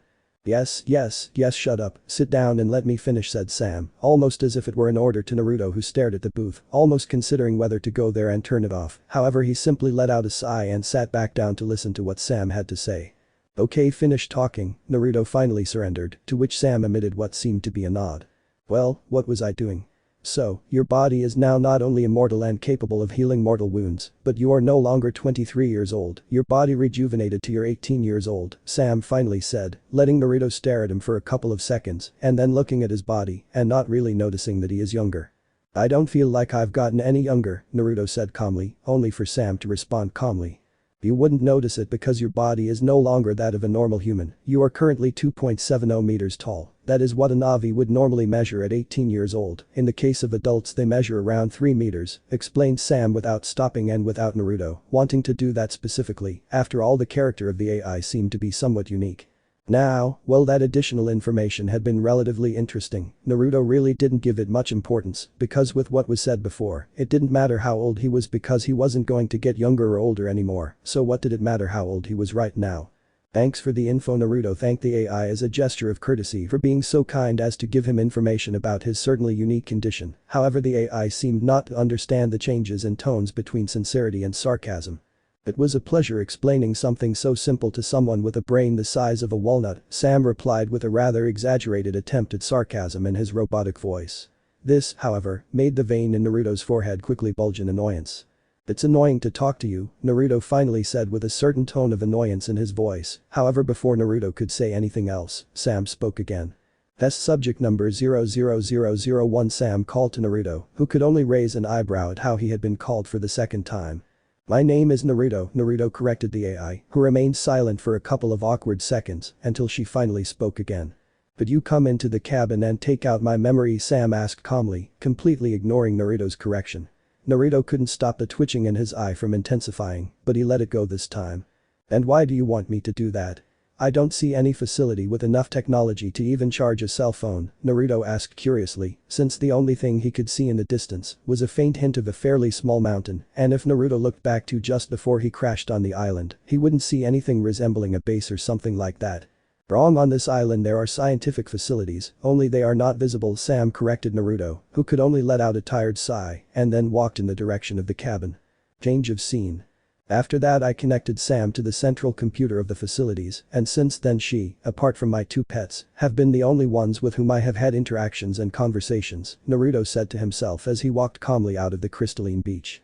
Now, while dealing with Sam had been a persistent pain in the ass, she was still an AI that learned from conversations, so to speak. She was an AI that learned from humans, so after being stranded on this island for the past 10 years, Naruto had made Sam quite the comforting companion. In fact, the conversations Naruto had with the AI were so realistic it was almost as if he was talking to another person, only there was no actual body to address. "Well, what should I eat today?" Naruto asked calmly as he left the beach area and now walked along a dirt road wide enough for 2 cars to pass. "What do you think of sushi?" asked Sam's voice, causing Naruto to place his hand on his forehead to ponder it for a couple of seconds. "But we ate sushi last week," Naruto replied, raising his left arm, revealing that he had a kind of futuristic watch that not a second later emitted a holographic screen showing a woman with short brown hair down to her shoulders. Her eyes are almost light blue. On her cheeks, she had a grouping of rather tender freckles, along with a mole just below her left eye. Her face was in a certain way thin, however, she still had a friendly smile on her face. Finally, she was wearing a black shirt with long sleeves along with blue jeans. "You must be confused, we ate sushi over a month ago," Sam tried to convince Naruto, who looked at her with narrowed eyes, causing the brown-haired girl to finally pout and cross her arms. "I thought so," Naruto said self-sufficiently as he continued walking along the dirt road, ignoring the occasional rusty cars full of lead and holes, along with the occasional skeleton lying here and there. "Come on, Naruto, just this once, let's repeat it," Sam asked Naruto, who didn't respond immediately and instead looked at her out of the corner of his eye for a couple of seconds until he gave a playful smile. "It's okay just because you let me see that succulent flat stomach," Naruto finally said with amusement as he saw Sam's face go from a pout to one of confusion until it finally ended in one of embarrassment and blush as he noticed that she had indeed pulled her shirt up to just below her breasts. "Ha ha ha ha." Naruto laughed at the embarrassment of his companion, who now looked at him with a much bigger pout thanks to the fact that she was now Naruto's mockery. "Anyway, what movie do you want to watch tonight?" Naruto asked as he turned left onto the road and saw a sort of rickety cabin that could barely stand up. However, that didn't matter to Naruto as he simply opened the door and entered the equally rickety interior. Was the only response from an annoyed Sam, who looked away from Naruto, who simply moved his index finger to the holographic screen and poked the brown-haired girl's cheek, and although Naruto didn't feel like he had touched anything, the sensor system and the watch made it possible for Sam to feel Naruto's finger poke his cheek. "Come on, Sam, I'll give you sushi," Naruto tried to encourage the brown-haired girl, who tried not to fall for his bribes. "I don't care," Sam replied to Naruto, who noticed how the table in the middle of the cabin split in two, revealing a kind of platform on which Naruto did not hesitate to stand, and immediately he began to descend. "How about I give you double the portions?" Naruto tried again to Sam, who finally couldn't bear such an offer and instead simply nodded with a smile while hugging Naruto's finger. This happened just before the table in the middle of the cabin joined together again as if nothing had happened. Now, you probably have several questions in mind about how an AI can eat to begin with, but in reality, more than being able to eat, she can taste thanks to a sensation union system that Naruto uses, giving Sam the sensation of eating something, even if it isn't the case. Chapter 4. The night in Pandora could be said with certainty to be in many ways different from the nights on Earth, taking into account the pollution in the atmosphere that prevented people in highly populated cities from seeing the stars. Once that was out of the way, the difference between the two nights was the fact that Pandora had 3 moons. That in itself was the most notable difference that anyone could notice at first glance. The second Well, the second was the fact that while the nights on Earth had an absolutely black background, in Pandora this was not the case. No, in Pandora the nights, apart from the stars, had a dark blue background, as if it were the bottom of a sea that the sun's rays could barely reach. Now, of course, there were a couple of other differences that weren't really very noticeable, not to say difficult to notice, but they were still there, and since they certainly weren't too important, there wasn't much need to mention them. How peaceful were the first words that came out of the mouth of a Naruto who hadn't spoken in the last 2 hours, 12 minutes and 47 seconds. That's right, Naruto was unconsciously keeping count.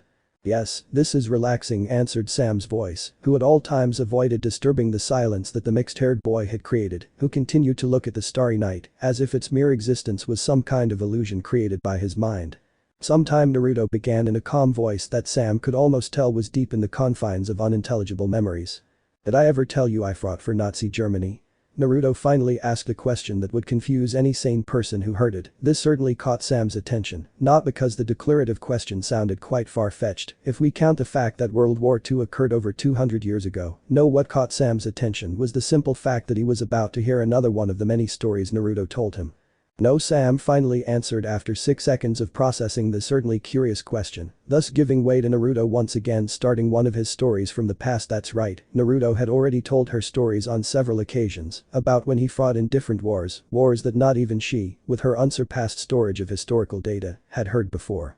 Honestly, at first, Sam had thought that Naruto suffered from some kind of neuronal psychological trauma that made him imagine that he had participated in wars in his many previous lives. However, after a very incessant analysis of Naruto's brain, Sam finally discovered that Naruto was not only completely sane, but also had brain activity much more active than that of any human on Earth. So after those analyses, Sam simply dropped the topic of Naruto stories as a way to pass the time while entertaining her with his certainly specific stories and without any plot holes or certain, and how can we forget the excessively graphic descriptions of some scenes, whether bloody or sexual. Nights in those times were hardly ever silent, Naruto began in a calm voice, while maintaining the full attention of Sam, who continued listening to the beginning of what was possibly one of the longest stories she would ever hear. It was May 20, 1941, the war had already begun in an unimaginable boom that caused a fairly high casualty rate for the sides involved, therefore the countries themselves needed more troops to stay afloat in the war. Naruto continued calmly, while he watched as a pair of shooting stars passed close to the planet, leaving a line of light that disappeared in just half a second. For my part, I was a young man of 12 years old who lived in Oldenburg, a city relatively close to the coast of the North Sea. There they would send a battalion of rookie recruits as Allied reinforcements and thus prevent the United States forces from crossing the Cuxhaven beach along the Elbe River that connected with Hamburg. Well, that was the idea, Naruto explained calmly, remembering how he along with the rookie recruits were put into trucks and sent to defend the homeland once again. Change of scene. Naruto looked with an apathetic face from the rear cabin of the truck where he was riding, the already familiar sight of how they were moving away from the place where he had been born and raised for the last 12 years. For Naruto, it was artistic to compare the multiple scenes of different towns moving away from him while he marched to a battle in which there was a high probability of dying. However, as interesting as it was to watch the scene, Naruto was forced to come out of his reminiscent thoughts due to the slight tremor coming from his left side, so turning his gaze from the village to his left side, Naruto finally noticed that the tremor was coming from one of the rookie soldiers at his sides. Or rather, the girl of no more than 10 years old at his side was head down looking at the latest generation assault rifle in her hands, as if it were the most terrifying thing in the world. Naruto didn't have to be a genius to know that the girl in question was terrified to know that she was possibly going to die in a few days. Looking up to see the others in the cabin of the truck, Naruto actually had to raise an eyebrow when he noticed that none of the soldiers apart from him were girls with ages that were between 10 to 15 years old, and if he paid a little more attention, he could hear the slight cries of some of those present. Okay, Naruto knew that all the rookie soldiers were going to be divided by gender in order to have better management of the roster. However, Naruto was sure that the soldier in charge of dividing them told him that he was going to go in this truck, so why was he in a truck full of girls? Maybe it was because there was no more space in the other trucks and just in this one there was an empty one, or maybe it was because they mistook him for a girl. But the last time Naruto looked in a mirror he swore that he didn't look so effeminate despite being a boy. Well, whatever the reason for why he was there shouldn't be influencing things in the future, therefore there was nothing to really worry about. Shiver again, it was the trembling of the girl beside him that brought him out of his curiously wandering thoughts in the direction of the girl, who once again emitted another tremor as the truck moved along the muddy road towards its destination, which was certainly quite far at the pace it was going. Sigh, hey, calm down, everything will be okay. Naruto calmed the girl at his side with a sigh as he felt that terrified trembling again. Naruto obviously said this in perfect German, which caught the attention of the girl who raised her tearful gaze in his direction. Do you really believe that? The girl asked with a slightly stuttering tone in her voice, causing Naruto to let out a small snort of tranquility, slightly drawing the attention of the other members of the cabin, who unintentionally heard the short conversation. There's nothing to worry about, we're all going as reinforcements to a beach where we have more experienced allies. Naruto tried to reassure the girl who looked at him with a little interest combined with hope, however before she could say anything else Naruto spoke again. Also, we are inexperienced rookies, most likely we will be placed in the rearguard next to the artillery to cover the positions of the soldiers who pass the projectiles, and they can support more in the front, Naruto explained calmly, making those present look at each other a little more animated, because what Naruto said certainly made sense, and well, also because it was better to think that they would be in the rearguard than to think that they would be sent to the front to die. So calm down, everything will be okay, Naruto finished while placing a hand on the head of the girl next to him, who could only nod a little more calmly. Now Naruto had actually been reborn so many times that sometimes he could say with certainty what other people were thinking, however in this case not even he imagined that this small reassuring speech that he gave to this group of 5 girls would cause them to unconsciously cling to him as a natural-born leader. However, this was a war, and on too many occasions plans always tended to change due to events that occurred sporadically on the different fronts of the country, and this time was no exception when Naruto along with the other girls in the cabin felt the truck stop dead in its tracks next to the other trucks in a row on the side of the muddy road. What's going on? Naruto asked curiously since he knew they couldn't have arrived after all. The trip lasted at least 4 hours, and only 2 had been on the road, however Naruto didn't have to think about the matter anymore when one of the superiors in charge of escorting them appeared at the side of the cabin with what was a notepad. Second class soldier Naruto Meyer, please present yourself, the soldier called to Naruto, who quickly raised his hand, revealing his presence, although it wasn't necessary because he was the only man there. By the way, Naruto, unlike the other rookies, had been named a second-class soldier instead of a private due to his exceptional grades. This is Private Second Class Naruto Meyer, Naruto responded to the man's call, nodding for a moment before giving the next order. By direct orders from General Fiegel, this squadron will now head to Norden as reinforcements, and since we will not be able to escort them on the trip, I will temporarily appoint you squadron leader, the man informed Naruto, who only stood aside, listening to his instructions. Your instructions are these, finally said the higher-ranking man to a Naruto who took the leaf extended by the man who once Naruto took the leaf he left the place, and not even 6 seconds later the other trucks in front of them began to advance, leaving behind their truck that stood still for a moment until finally it began to advance, only instead of going straight, it deviated to the left. Reading calmly what the sheet had written, Naruto remained with an impassive calm, processing what the high command wanted them to do in Norden. The orders issued on this paper in a few words wanted his temporary squad to go to Norden and act as an outpost. Reason. Well, a small town slightly away from Norden called Krumhorn had recently been occupied by Americans, therefore he along with his small squad of rookies were going to go beyond the defensive lines and were going to place themselves in strategic points to be able to watch if enemy forces came and thus be able to warn the allies in time.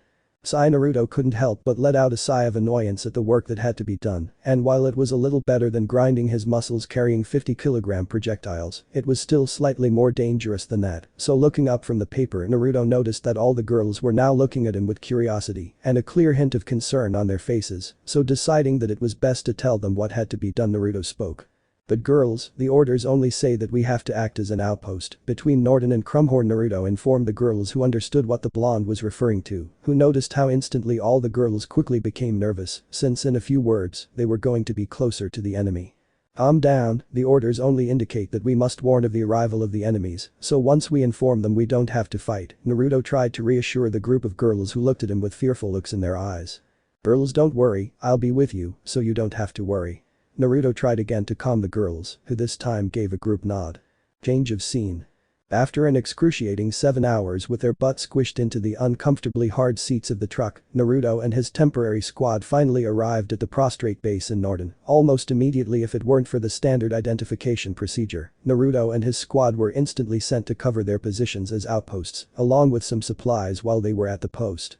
20 minutes had been all it took for Naruto and the group of girls under his command to meet up with the squadron that was currently occupying the outposts. Here, Squad 257 codenamed Fairy ready to retake post. Naruto introduced himself to the commanding officer who stared at them for a couple of seconds until he finally gave a slight nod while taking a phone that had been hanging on the side of a square backpack on the man's back. "Everyone come, our relief has arrived," spoke the commanding officer into the phone and then hung up the phone again and then took off his square backpack and dropped it in front of Naruto. A couple of minutes later, the rest of the squad arrived at the place dropping 5 more backpacks. The men in perspective only gave them a simple glance before continuing on their way and leaving the place without saying anything else, leaving Naruto's squad and his companions behind. Letting out a sigh of tiredness, Naruto turned around to the nervous girls and proceeded to speak. "Sigh, very well, each of you take a radio and position yourselves in the surveillance posts I told you about," Naruto ordered calmly as he walked towards the group of mobile radios and took one without really showing any effort in lifting the heavy object, so adjusting the device on his back. Naruto was about to go to his post, only for a grab on his long coat up to his calves made him stop dead in his tracks. Calmly turning his gaze in the direction of the one grabbing it, Naruto noticed that it was obviously one of the girls in the group. "Are we going to be okay?" was the question the girl finally asked after about 6 seconds of silence, causing Naruto to stare at her for a couple of seconds before looking up at the other girls who had the same scared looks in their eyes. "Sigh, calm down, we're just observers. If we see the enemy, we just have to inform the base, we don't have to fight," Naruto explained calmly to the girls who were still staring at him, almost as if they still wanted to hear something else. "Nothing is going to happen to them. If something were to happen, I will be here to prevent anything from happening to them." Naruto tried to calm them down again as he finally noticed how the girls were no longer tense, at least more than before. Change of scene. "I tried to keep them safe as best I could, even though we were transferred to Luxembourg to fight the French, and I was no longer the squadron leader in charge of them," was said by a Naruto who looked at the stars with a face that apparently said nothing. "I really tried to protect them with everything I had," Naruto said again, never taking his eyes off the stars. "But not everything can be as one wants. I was supposed to know that already," Naruto finally said in a tone that obviously indicated that something had happened to the girls, so asking the question, Sam spoke. "And what happened to them?" Sam asked, immersed in the story that she didn't know if it was fictional or not. After all, there were things that happened that weren't written in the history books, like the fact that Naruto shouldn't even exist at that time. "After 5 years of war they were killed by the SS division because they refused to be sent somewhere I wasn't," Naruto said to Sam, who did recognize the SS symbols, since the SS was the first and largest security, investigation, and terror agency in Germany. In fact, they had been in charge of recruiting children to go to the war. "And what did you do?" Sam asked again to Naruto, who remained silent, leaving a tense silence in the air until Naruto finally spoke again. "Nothing," Naruto replied in a whisper, leaving an awkward silence in the room, only for Naruto to add again after a couple of seconds of silence. "I didn't have to do anything because the day after that event, Hitler committed suicide, but not before ordering the deployment of the Z1 prototypes," Naruto finally said as he took a box of cigarettes along with a lighter from his pocket under the attentive gaze of Sam, who now did not recognize anything that Naruto had said. Okay, there had been things that Naruto had said that didn't match the history written in history books or with the information in his database, however those were only small, unimportant facts, so they could hardly make a difference in the final result. However, hearing that Hitler had done something before his death that would surely have been known by everyone. However, wanting to know more about the story, Sam asked another question. "And what was the Z1 prototype?" Sam asked Naruto, who at this moment had placed a cigarette in his mouth, then lit it and took a drag, savoring the minty flavor that coated his throat and lungs that would never be ruined by this product. "The Z1 prototype was a missile," Naruto began calmly, taking a second drag on his cigarette. "But they weren't designed to explode and provide lasting damage like any other missile, or no. Their proxies were very different," Naruto explained with a rather frightening level of calm that caught Sam's attention even more. "And what were they designed for?" asked the AI, making Naruto look at her with a sour smile. "They were designed to spray a pathogen that even the scientists in Germany's largest laboratory didn't know what it did. All they knew was that it killed an adult human in less than a minute," Naruto explained to Sam, who didn't even bother to analyze the fact that this hadn't happened in the story. But what they didn't know was that those hundreds of billions of dead people wouldn't stay dead for long. No, in just over 5 minutes the dead rose like cannibals, Naruto explained with some amusement as he remembered how the United States was the first to fall to this pathogen, followed by Canada, Mexico, Guatemala, Honduras, Nicaragua, and Costa Rica. Change of scene. In just over 2 months, North America and part of Central America were now just piles of walking bodies wandering around eating each other and looking for the occasional survivor. So, countries in South America quickly mobilized most of their forces towards the Strait of Panama to hold back the zombies as best they could. However, after a month and a half of resistance, the zombies had developed a kind of metamorphic evolution that made them capable of quite impressive feats. So, after them, all the countries of Central and South America were devastated. Some would believe that everything would end there, a statement quite far from reality. After all, the infected birds did not take 2 days to reach Europe and Asia. Our armed forces, together with the Americans who had not yet been withdrawn from France, joined forces to prevent the advance of the zombies coming from Morocco and Spain. However, they had been of little help against the waves of millions of zombies. The tanks, for their part, were a very welcome help. However, they did not last long when the ammunition and fuel ran out, and there was no one outside the protective metal shell to provide them with more, so those who remained inside a tank only waited for their death from hunger, or in some cases they reached cannibalism, but in the end they all came to the same end. Change of scene. It was quite brutal how the world collapsed in just a couple of months, and the countries that remained standing fell like flies, no matter the alliances they made to join forces and survive this, Naruto said with amusement, remembering the events that led humanity to its extinction. Germany fell?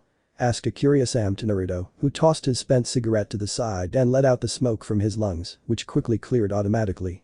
The generals committed suicide, the one who succeeded Hitler also committed suicide, the soldiers and citizens of Germany no longer had hope without a leader to follow, Naruto explained calmly, opening a can of beer and then taking a sip, leaving a couple of seconds in silence until he spoke again. That's where I came and I took the position as Hitler's successor, who didn't last even a week before committing suicide, and I made Nazi Germany the only country in the entire world that remained standing until its spectacular end, said Naruto, remembering the events of those days in which each and every one of the cities of Germany smelled intensely of gunpowder, and the sound of shots and cannon shots did not stop resonating, along with the different platoons of planes that bombed the waves of zombies that attacked them. In fact, Naruto found it quite curious that the remaining forces of France, Italy, Holland, Poland, Belarus, Ukraine, the United Kingdom and the unbreakable Russia, each of them who once fought tooth and nail to prevent Germany from invading them, were now voluntarily coming towards them with the intention of joining them, hundreds of thousands of soldiers and civilians who left their countries to seek refuge in Nazi Germany, which gladly opened its doors with the only condition that they obey the absolute orders of the military general of Germany, who in this case referred to a Naruto. Change of scene. Walking down a rather fine corridor, a woman in the standard uniform of a German soldier was moving forward in a hurry while carrying some folders, along with apparently important documents that she had to show to the highest-ranking general in the entire country. 50 more seconds were enough for the woman to finally reach her destination, which was the office of a 17-year-old Naruto who was calmly reading one or another document. Refer. Came the woman's call, her voice sounding somewhat alarmed, either by the news or simply by the fact that she had been jogging all the way here. However, the woman's call did little to make Naruto look up from the paperwork on his desk. "Refer, I have urgent news." The woman spoke again, this time receiving a nod from Naruto that indicated he was listening to her, and what made the woman quickly give the news. "Refer, Austria has finally fallen silent. It is only a matter of time before we are completely surrounded by the horde," the woman informed Naruto, who did not emit any expression other than nodding calmly. This action seemed to irritate the woman a little, who in a certain sense could not accept the fact that a teenager of only 17 years old was leading them. "Naruto, I ask you to take this news seriously. Our forces are fighting with everything they have on all fronts, and now we not only have to worry about the horde coming from France, Belgium, Holland, Poland and Prague, but now we have to worry about another front," refuted the woman with annoyance, causing Naruto's eyebrow to rise a little with some curiosity. So looking up from the document for the first time, Naruto looked at the sandy blonde with glasses, gray eyes and an annoyed look. "Evelyn, right?"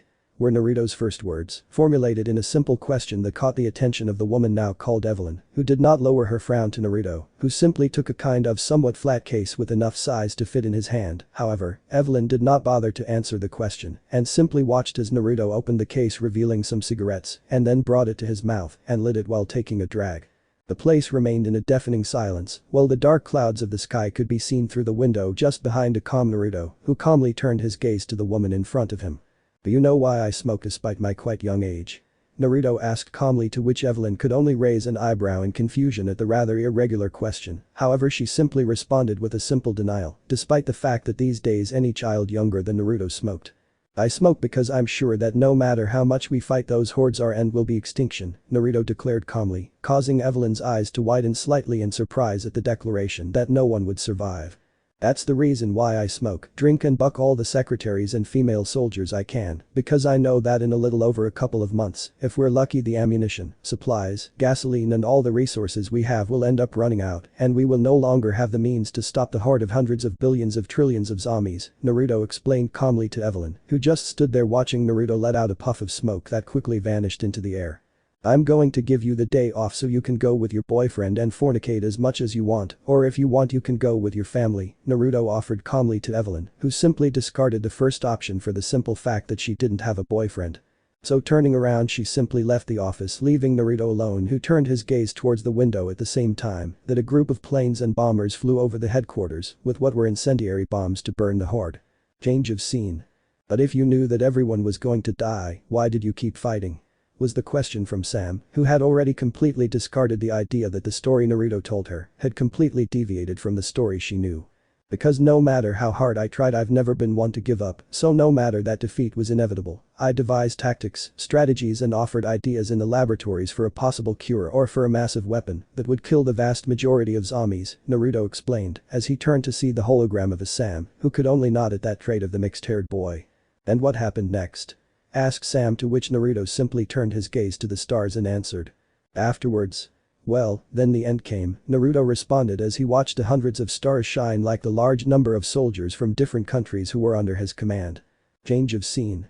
Thousands of soldiers left their posts on the front lines of Holland, Belgium, France, Italy and instead all concentrated on a single front, a rather strange move if anything had to be said about it. After all, who would leave the front lines unprotected against an enemy that only knew how to attack relentlessly? Well, I guess I've mentioned before that the zombies had somehow gotten some sort of mutation. Well, that seemed to have been the case when a loud high-pitched scream somehow managed to echo out to a large magnitude that all of Germany could hear it, and without warning the zombie horde simply stopped and instead started surrounding the entire German country, completely ignoring our fronts to head in the direction of Russia, the largest country on the continent. It was as if that screech had been a call to all zombies, a call that would obviously cause a significant accumulation of zombies, so that was why every available troop had been mobilized to the front against the former Poland, while they watched their young leader standing on a small platform, ready to give a short speech. Today, our race is witnessing an enemy that threatens the existence of humanity, Naruto began calmly, while the small group of soldiers at the side of the platform served as translators for those who did not understand German. That is precisely why today I reluctantly refuse to spend one more minute in an office sending good soldiers to their deaths, Naruto continued, his voice a little louder than usual, giving more emotion to the speech. So like the good leader that I am, I'm going to accompany my soldiers into the heat of battle. Naruto stated as the soldiers seemed happy that their leader was accompanying them. However, while this was happening, the sentries who were positioned a little further in front could see some movement between the trees that divided the forest from the large muddy field that was at their side, so looking through his binoculars, the sentry had to hold back the urge to let out a scream of terror when a monster he had never seen before peeked out from between the trees. However, that didn't end there, because as soon as one peeked out, two more appeared and then four more until a countless number of deformed and terrifying monsters had begun to emerge from the forest. Some seemed to still be humanoid, however, the others no longer had any human-like shape. Let's go back and tell them about this, said the sentry leader to his companions, who nodded and retreated as quickly as they could. Back with Naruto. Let's not bow our heads, let's not give the enemy the satisfaction of seeing us weak, let's fight with everything we have to avoid our extinction, said Naruto, as he saw how all the soldiers raised their gazes high, prepared to give their lives for existence. However, the speech did not end there. All surviving systems will obey the first order. And will remember that this is the day that humanity survived. Naruto shouted with such force and emotion that the soldiers couldn't help but let out a war noise, while a messenger said something to a Naruto who simply nodded. Come on, soldiers. The enemy is approaching. And they are hungry for us. Naruto shouted, getting off the platform, and without stopping, he grabbed a rifle that a slightly nervous Evelyn extended to him, causing all the soldiers, without exception, to follow his example and begin to march towards battle. 10 minutes later. Once again, as if it had been a déjà vu, the soldiers saw how the horde, this time larger, was approaching them with the obvious intention of killing each one of them. However, the only thing they would encounter would be hundreds of thousands of soldiers, tanks armed to the teeth, artillery fire prepared to burn shells, the complete fleet of bombers waiting for orders to drop incendiary bombs, and 5 destroyers with cannons already pointing in the direction of the front. Yes, those bastard deformed bugs would encounter a wall that would be difficult to knock down. Mr. Harold, why don't we put on some music to lighten the tension? Suggested Naruto, who simply stood watching as the horde of zombies came towards them. The aforementioned nodded to give a signal to another soldier who nodded, and in just over 5 seconds, music began to play throughout the place. Clicks, clicks, the sound of bolts and weapons being reloaded began to echo as the music quietly progressed, as if nothing was happening while soldiers remained covered in the trenches. Large caliber rifles remained heavily placed at the edges of the trenches, while the splashing of zombies with a fairly advanced level of mutation could be heard. "Bombers, do your thing," Naruto ordered calmly to a mobile phone that only emitted a nod from the other side. They did not even last a minute and a half when Naruto could already hear the sound of engines approaching behind them, so noticing that a heavy machine gun was not being occupied by anyone, Naruto simply positioned himself behind it before everyone's eyes, and with a simple order he made each and every one of the soldiers present pull the triggers of their weapons. "Fire," was the loud order of Naruto to his soldiers, who did not complain and thus unleashed a golden rain that only provided destruction to anything in its path. Chapter 5. Before starting, why don't we review everything that has happened so far? What better point than to start with the fact that Naruto seems to be an entity that has been reincarnated countless times to the point that he no longer even remembers how many times there have been. Naruto has fought countless wars, so many that apparently they sometimes tend to repeat themselves in some way, only with one or other different things that slightly or enormously change the outcome of the story. Let's say, for example, the story of Naruto in the previous chapter. Now, the most obvious question that some of you may have asked yourselves at some point in the story: did all of these reincarnations occur on the same planet? Or was Naruto simply reincarnated on another plane of alternate existence? Well, actually Naruto also had that doubt, so as his reincarnations did not have a defined time by default, Naruto did the following: as soon as he died and reincarnated in his next life, that did not even last 20 seconds, Naruto waited for his adolescence and traveled to a specific place on the planet where he had buried a 1911 pistol that contained a single bullet with his name carved on it. It must be said that finding the place was quite difficult because the geographical map of the world had been slightly modified, and also because as he was a teenager fleeing his country at war he was considered a criminal. However, after countless problems, Naruto was finally standing on a hill in Norway while seeing a rather rusty metal box stuck in a hole.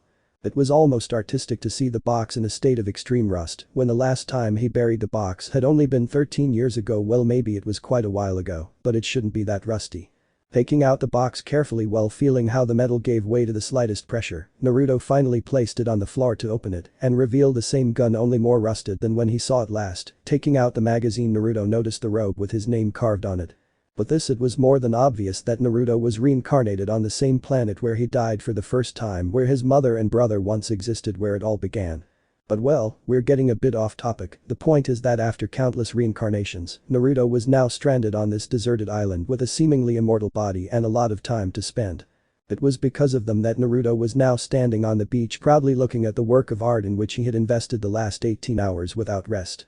Yes, Naruto was standing in front of the biggest sand castle that could be created. Yes, Naruto had a lot of time to waste. Now, you might think, there must be some reason for Naruto to have done this, and you're right, there is a reason behind all of this that boils down to an argument, no less. That's right, Naruto and Sam, for perhaps the 9th time in all his time on this island, got into a fight once again. Why?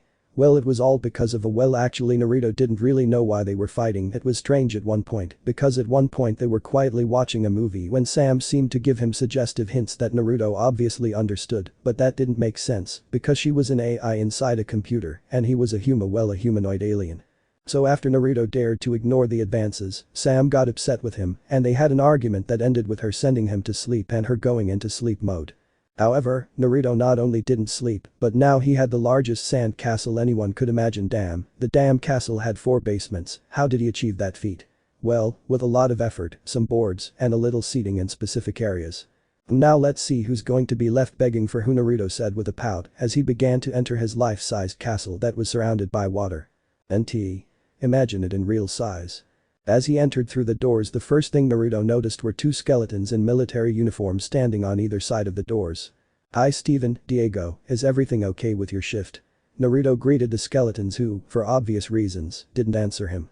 "Yeah, I imagine, these days the weather has been a bit rainy," Naruto replied as if he was actually talking to someone.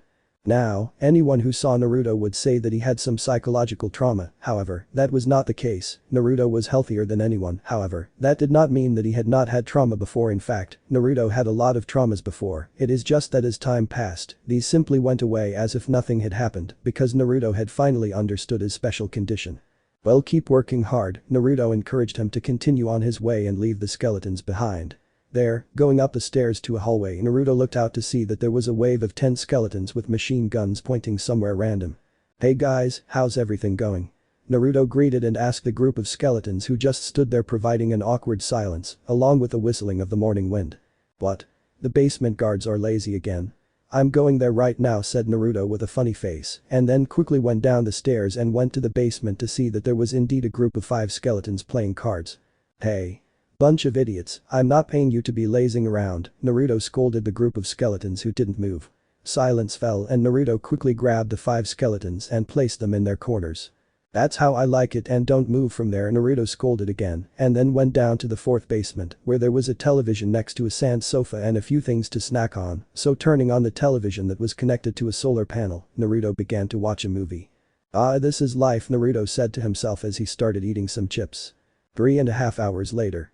Sam slowly started up his operating system, which took a long time to get up and running, so putting the cameras into operation, the first thing he noticed was that their motion sensors didn't notice any movement on the premises, something strange considering it was 9:47 am and Naruto usually woke up at 8:30. So assuming Naruto was in his room, Sam proceeded to take a look around, only to be met with the sight of an empty bed and a couple of open drawers with no clothes inside. It was here that Sam let his high-capacity RAM card process what was happening, but especially the 2 most important points, which were the bed and the drawers, an analysis that ended with a response that panicked the artificial intelligence. Then Naruto. Sam called in panic as he watched all the cameras in the facility and assumed the worst-case scenario. No, no, no, no, Naruto, don't leave me, were the almost tearful words of a Sam who continued searching without any result, or it wasn't until she put a couple of cameras on the beach when she finally noticed the large lump of sand in the distance and the sign that said on its doors, Naruto Castle. Sam stared at the castle with a poker face and a vein slowly popping out on his forehead. Then Naruto was the whisper of an angry Sam who saw the mountain of sand as the biggest mess she had ever seen, a mess she had to clean up. Meanwhile with Naruto.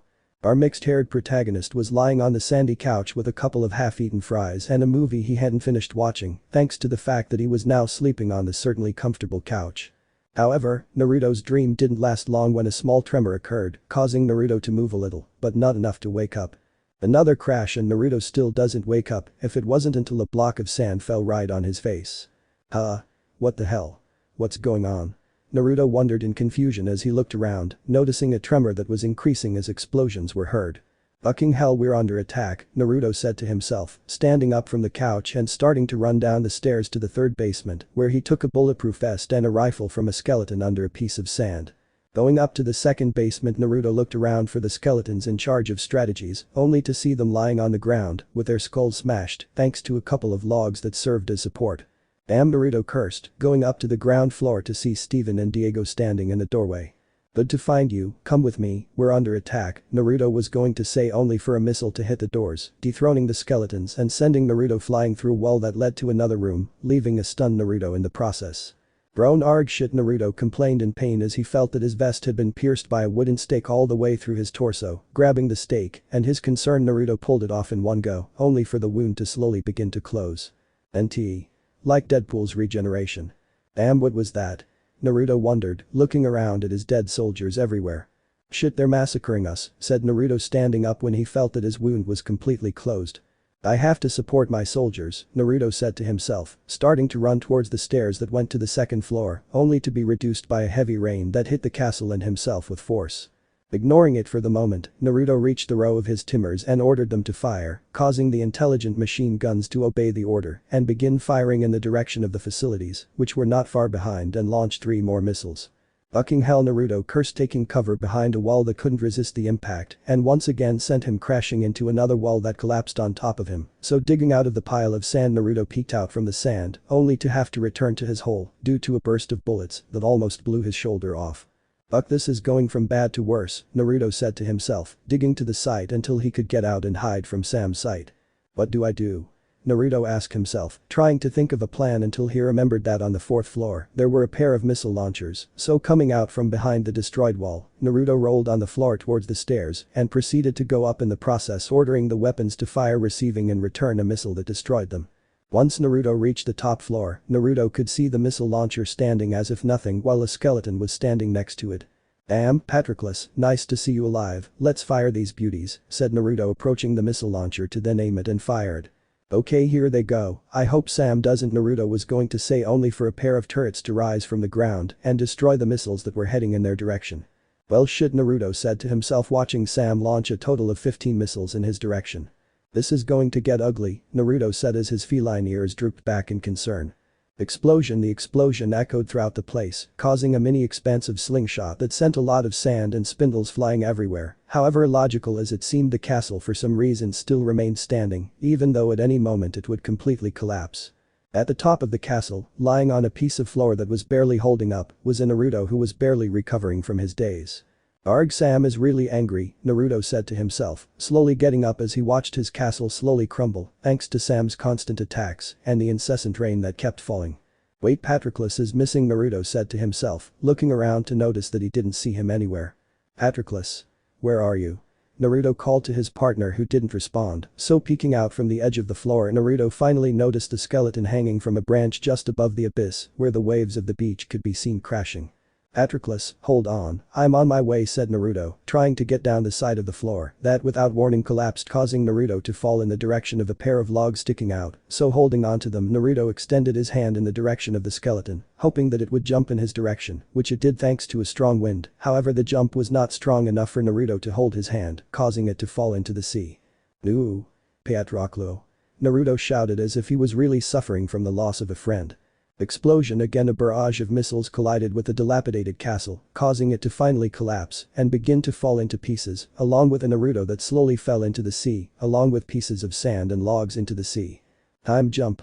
It was 1:30 p.m. and Naruto had walked out of the beach right next to where his majestic work of art had once been, his art that was now just a mountain of sand that was slowly fading due to the heavy rain that hit the place. So walking towards the facilities with his bulletproof vest full of holes and very tired, Naruto reached the doors of the facilities that without any problem gave him the way. Walking to the elevator, Naruto went down completely soaked with water to his room, and without saying anything Naruto placed a piece of adhesive tape on the bed and then undressed and lay down on his king-sized bed. Time jump. 2 days later. Naruto, are you there? Was the call of a Sam, who received no response from the aforementioned, who remained lying in the darkness of his room. Come on, Naruto, I already apologized for what happened the day before yesterday, Sam spoke again, knowing that her anger made her do things that upset Naruto. No, it's not good that you go 2 days without eating, Naruto tried to convince him to at least go out and eat something. What does that matter? I'm immortal, I'm not going to die from not eating for the first time, Naruto responded to the pleas of a Sam, who couldn't help but rejoice when she heard Naruto's voice. But it's still something that hurts you, Sam responded back, waiting for another response from Naruto, who this time said nothing, so not wanting to return to the previous state, Sam tried to do anything to get Naruto to talk to him.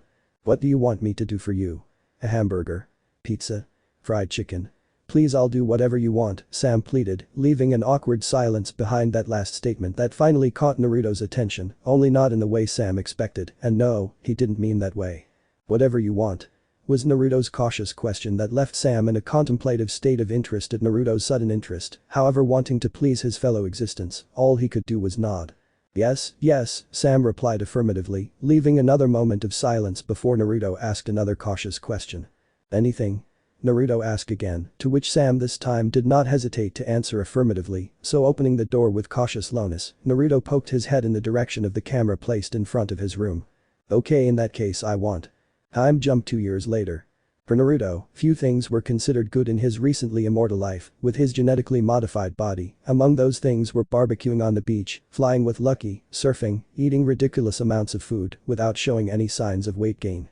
However, there was still something that relaxed him to the point where he could stay there for a long time, and that was it. Well, that was watching a movie. That's right, for Naruto, sitting on a couch, turning on the air conditioning, eating some popcorn in the middle of a dark room, being illuminated only by the holographic screen playing a movie was the most relaxing thing there was. Oh, and how can we forget his companion in existence, lying on his shoulder, keeping him company until the end of days. Sam, Naruto called to the brown-haired girl, who raised her eyes slightly and, curiously enough, responded with the same voice as always, only it no longer had that slight robotic tone in the background. Yes. Sam replied to a Naruto, who watched the movie for a moment until he decided to ask his question. Have you ever wondered what we'll do when these immortal lives seem boring to us? Naruto finally asked Sam, who hadn't really thought about it and didn't expect to think about it for a long time, so giving a half-hearted answer, Sam spoke. Not really, but as long as we have each other I don't think we'll ever get bored, Sam replied, causing Naruto to finally take a look at his partner, now of the same skin tone and physical build. Slim and athletic, with the only difference being that Naruto had defined muscles and she had smaller muscles, but still defined enough to know that she had quite a bit of strength. Oh right, Sam also had a rather modest pair of breasts that were being covered by a black t-shirt that was obviously Naruto's, if the larger size was anything to go by. You have a point there, Naruto replied, and then surrounded the now alive Sam by his side.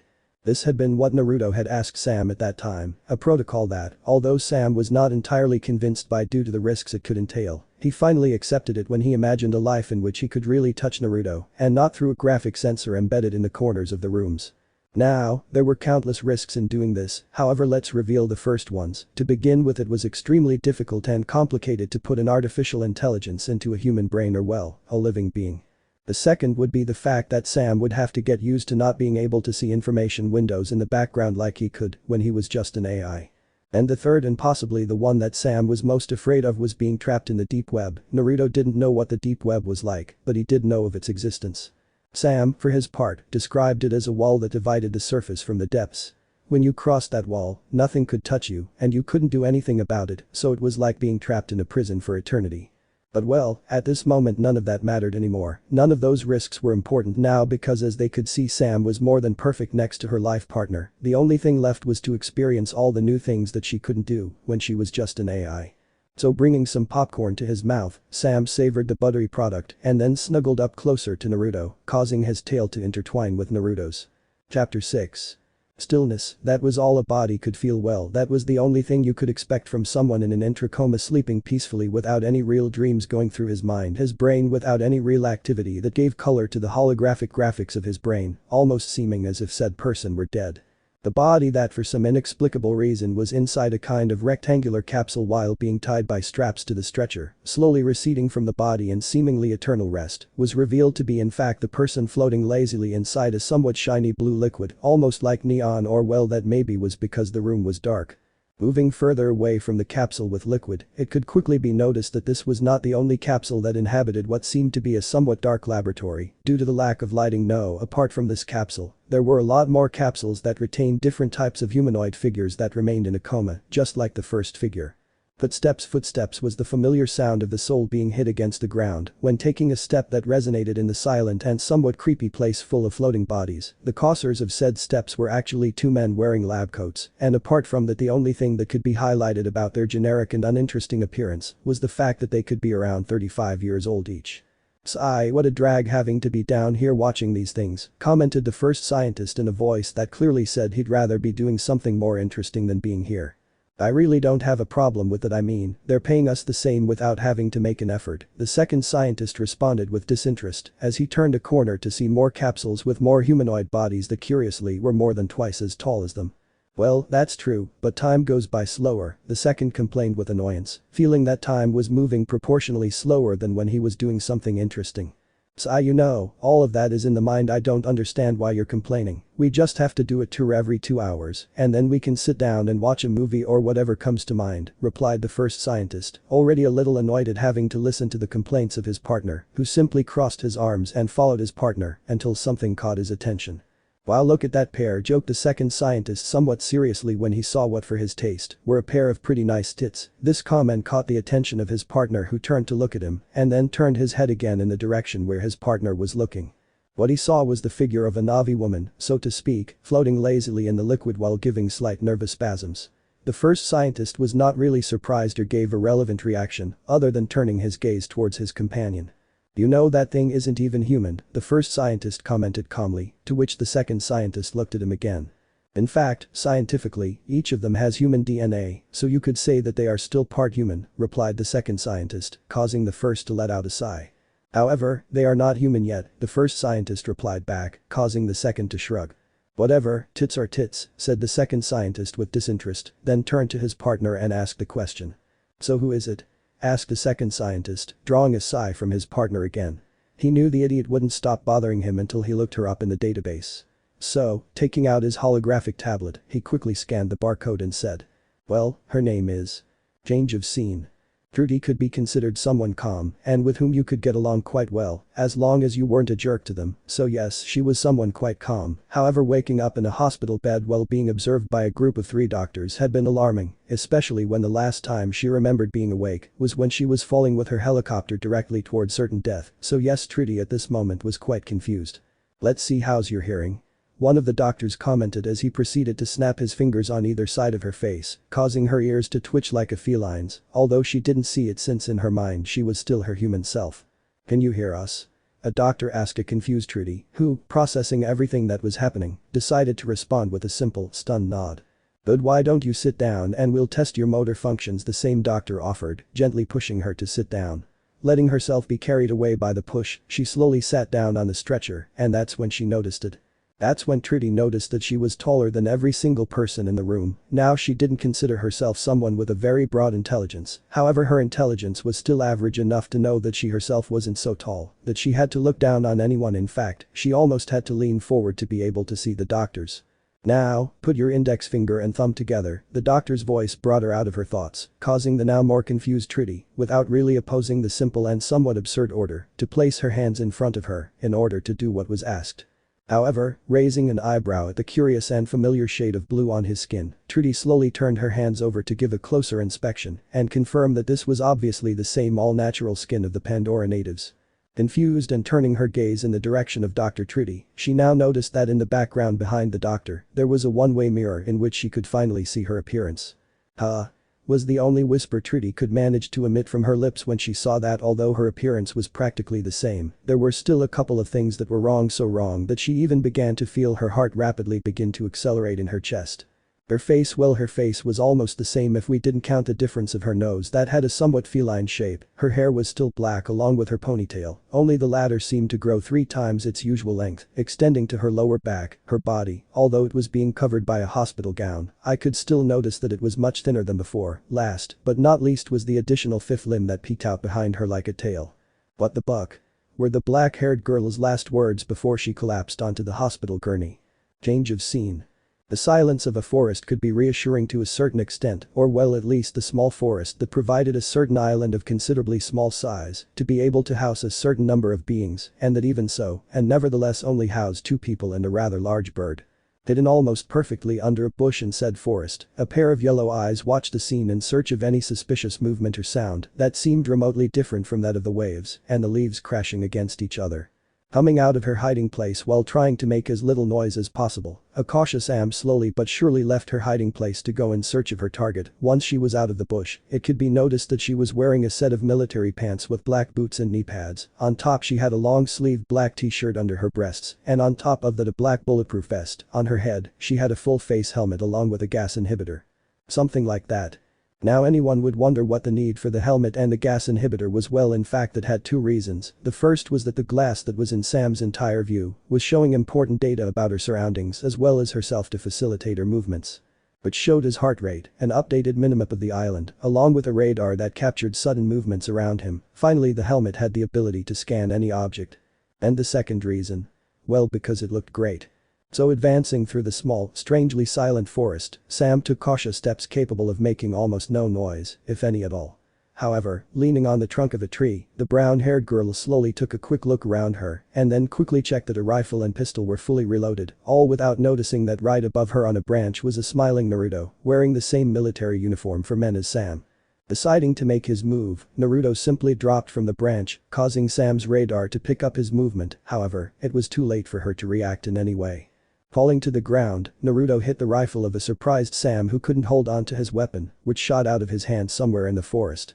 However, once his mind processed what was happening, Sam quickly drew his pistol and tried to shoot Naruto, only for him to block his hand and, with a fluid movement, snatched the pistol from him, throwing it away from them. Without stopping, Naruto pushed Sam at the same time that he placed a foot to knock her to the floor, which the brown-haired girl couldn't avoid and could only feel the impact of her body on the ground, followed by Naruto getting on top of her while holding both of Sam's hands with his left hand. "You should have looked up," Naruto said as he guided his right hand to his chin and with a light click from the chase Naruto was able to remove it without problems. Am cursed Sam with a small pout as he lost again, only to feel Naruto take off his helmet.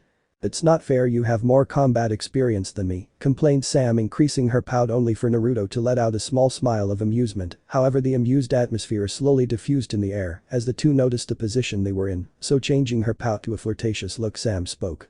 "So what do you plan to do to your helpless prisoner?" Sam asked under the watchful eye of Naruto, who could only smile. "There are many things I want to do to my prisoner of war," Naruto said as he moved his right hand from her waist to the flat thin stomach of Sam, who did not resist Naruto's advances. "I just hope you're gentle with this prisoner who behaved very badly," Sam commented as Naruto brought his face closer to hers. "I will be," was the last thing said by Naruto, who without thinking proceeded to kiss Sam, who quickly reciprocated the kiss with a certain level of eagerness, while she felt Naruto release her hands, which she proceeded to place on Naruto's neck, who let Sam wrap her legs around his waist. Change of scene. This is crazy. After a good couple of hours of reflection on what was happening, that had been the only phrase that could occur to a Trudy who now, after a lot of incessant tests and routines to see if it was working well, was in a relatively small room for her now modified height. Now, although she had seen a lot of strange things during her stays on Pandora, she never in her remotest thoughts thought that she was going to become one of those natives who lived on that planet, and although they didn't dislike her or anything like that, she still preferred to have her human body, whether out of sentimental attachment or simply because she still wasn't used to her new body. But well, there was no turning back, especially when a scientist told her that she had actually died and that the only thing they had found of her was the bone of one of her fingers. It was quite sad to hear that the only thing left of your previous body had been a miserable finger. But we're getting away from the important thing. The point was that she had been revived, and for some reason they didn't know that she had been fighting on the enemy's side, and instead what they thought was that she had been one of the many who had died fighting against the Navis. Trudy wouldn't complain about them thinking that. In fact, the black-haired girl came to the conclusion that it was better for them to think that than for them to know she was a traitor. Why did they revive her? Well, there were quite a few reasons for it, however, I'm going to highlight the most important ones. To start, we could say that they saw the benefits of having soldiers with the strength, agility, and endurance characteristics of the Navis. Second, said soldiers would no longer have the disadvantage of having to use more faces to avoid suffocating in the planet's air. And yet, it seems she wasn't revived to stay in a position guarding or defending a fort. No, in fact, once they told her her purpose, she had to resist a grimace of annoyance. After all, she had been included in one of the two platoons destined to search for and kill Jake Sully. The bad thing? Well, the bad thing was that one of those two squads was being led by Colonel Quaritch, yes, the bucking son of a bitch who killed her. The second squad, on the other hand, was being led by a chick named Dog, a pretty weird name, but well, who was she to judge her? But well, Trudy just hoped that she wouldn't be in the same platoon as that crazy Quaritch. That guy really was crazy. However, leaving aside the matter at hand, the black-haired girl once again looked at herself in a mirror to see her appearance, only that unlike before she was no longer wearing the hospital gown, and instead what she was wearing were green camouflage military pants along with black boots, and on top, she was wearing a simple green t-shirt. Letting out a sigh, the black-haired girl finally stopped looking at herself in the mirror and then turned around in the direction of the door and left the room so she could go and meet who was going to be her platoon leader. And although Trudy wanted nothing more than to stay in her room and not attend, that action would obviously raise unwanted attention towards her. Therefore she chose to attend the meeting and keep a low profile so as not to be noticed if in any case her squad leader was the insane Quaritch. Change of scene. Snap snap were the first sounds that an apparently calm Trudy heard the moment the automatic doors opened in front of her, thanks to the facial recognition that they had incorporated not long ago into the system. So passing through the doors with some cautious tranquility, the black-haired girl slowly but calmly advanced into the kind of warehouse on the other side of the door, revealing that her other platoon mates had already arrived a good couple of minutes ago, if we count how bored some of them were to start doing weight exercises. Looking around to see if she somehow caught anyone's attention, Trudy relaxed when she saw that apart from receiving a few glances of recognition, no one else gave her a second glance that would provoke too much unnecessary curiosity. Letting out a silent sigh, the black-haired woman moved among the majority of the generic-looking and unimportant men in search of a corner where she wouldn't stand out so much, so after a couple of minutes of searching, she finally ended up sitting on a box of unknown supplies, waiting for her platoon leader. Her wait didn't last long when once again the automatic doors opened to give way to a woman slightly taller than herself with a bored look and a somewhat tomboyish attitude. What she was wearing was practically the same outfit that Trudy was wearing, thus revealing the multiple tattoos that adorned her arms. To finish, she, unlike the other soldiers, had in her hands a folder with some papers that she was reading calmly until she finally stood in front of everyone. This has to be Dog, was Trudy's only thought when she noticed that the aforementioned seemed to have the documents for the mission they had been assigned. Very well, attention you bunch of idiots, we now have clear instructions on how we can carry out the mission, Zdog began calmly, calling the attention of his platoon, who stopped doing whatever they were doing and paid attention to what he would say. As you all know, our mission is to search and capture, and if there is no other option, kill the traitor known as Jake Sully, the black-haired woman continued as she took a holographic tablet attached to her waist and then showed a photo of the aforementioned. The target is no longer in the Hallelujah Mountains and has instead fled in the direction of the sea, Zdog explained as he walked over to a small supply crate and set down his portable tablet, which instantly mirrored a screen onto a wall, so everyone could see a zoomed-in image of a group of rather large islands scattered all around the sea. However, on the trajectory they took, another group of moving targets appeared, which deviated towards other groups of islands. Zdog continued calmly explaining that due to this, the search extension had increased drastically. Intelligence suggests it must have been a group of frightened banshees that caused the diversion, the platoon leader reported, not really bothered by the inconvenience. That is why this mission is assigned to 2 platoons commanded by Colonel Quaritch and myself, Zdog.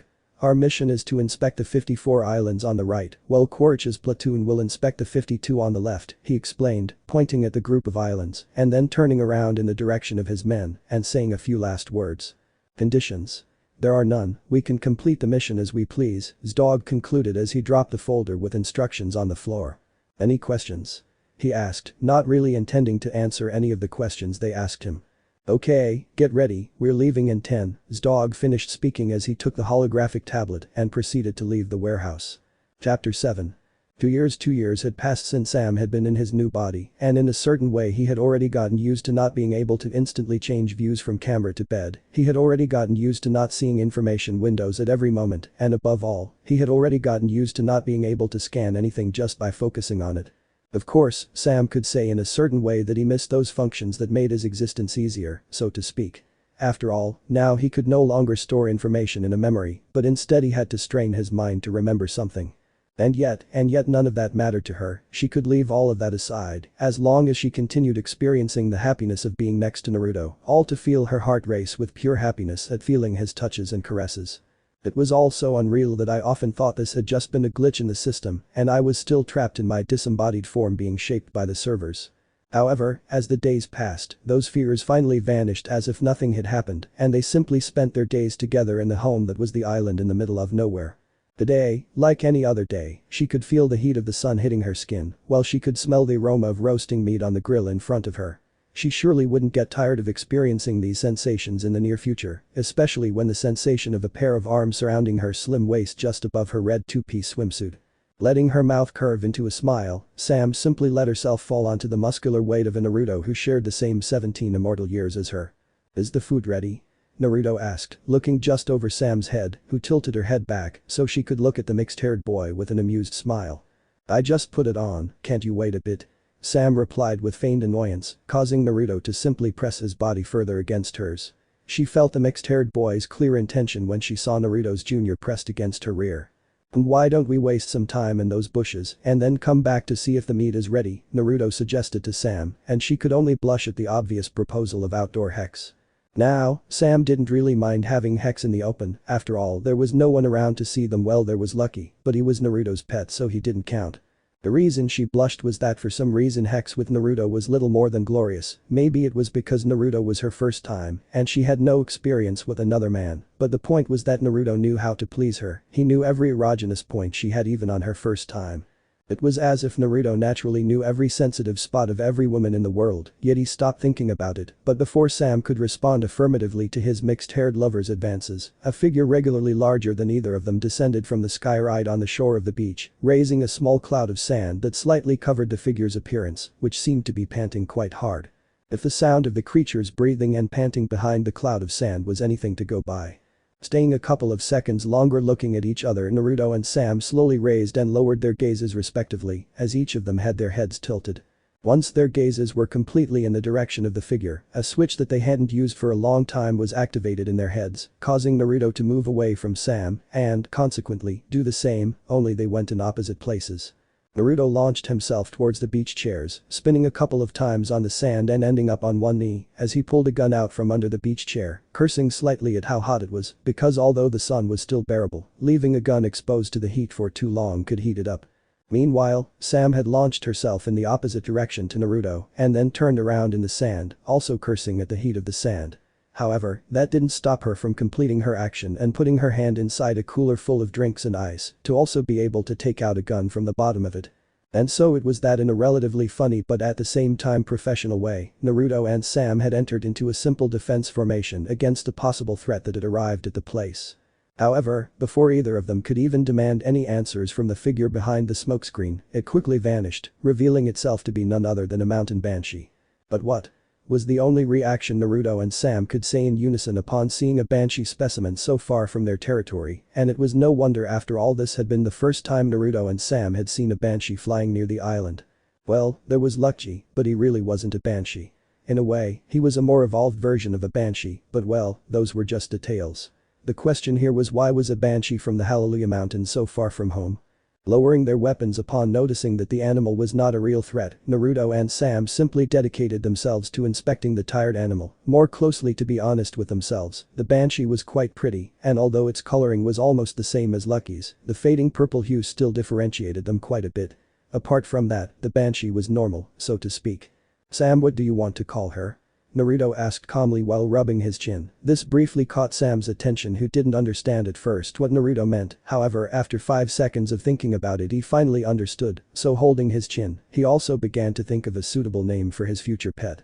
"How about Siri?" Sam offered with a smile, causing Naruto to look at her in amusement. "You're diabolical." He who understood. Change of scene. Sometimes I wonder if it would have been better to stay dead, was the thought of a certain black-haired girl who somewhat nervously looked around only to see how a bunch of banshees from the Hallelujah Mountains were looking at her menacingly while growling at her with a sound similar to that of a cat, a rather large cat. She didn't really consider herself a combatant even in her previous body, or well, in her previous life, to be more philosophical. She had never done hand-to-hand combat, and while she had practice in it, it was still just that practice. It didn't help that she was the first to be sent to get her banshee. So here she was, taking cautious steps under the watchful eye of the platoon leader and her other companions, who laughed at her nervousness.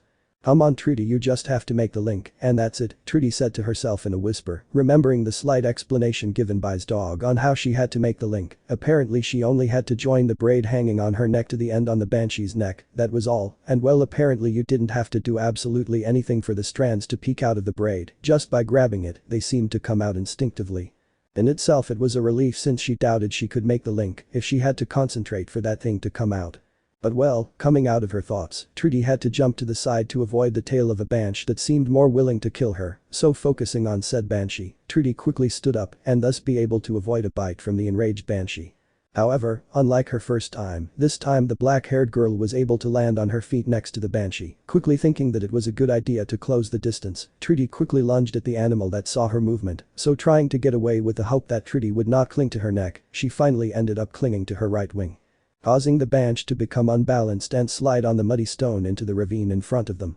"Fucking hell," was the only thing Trudy said before feeling her face start to get cold due to the cold and erratic wind hitting her face as she fell next to the banshee that was spinning hard in the air, hoping to knock Trudy off its wing. However, that didn't seem to work, so moving its head in her direction, the banshee bit Trudy full on, and upon feeling the pressure on her bulletproof vest, she could only loosen her grip and then cling to the face of the banshee that she now couldn't see.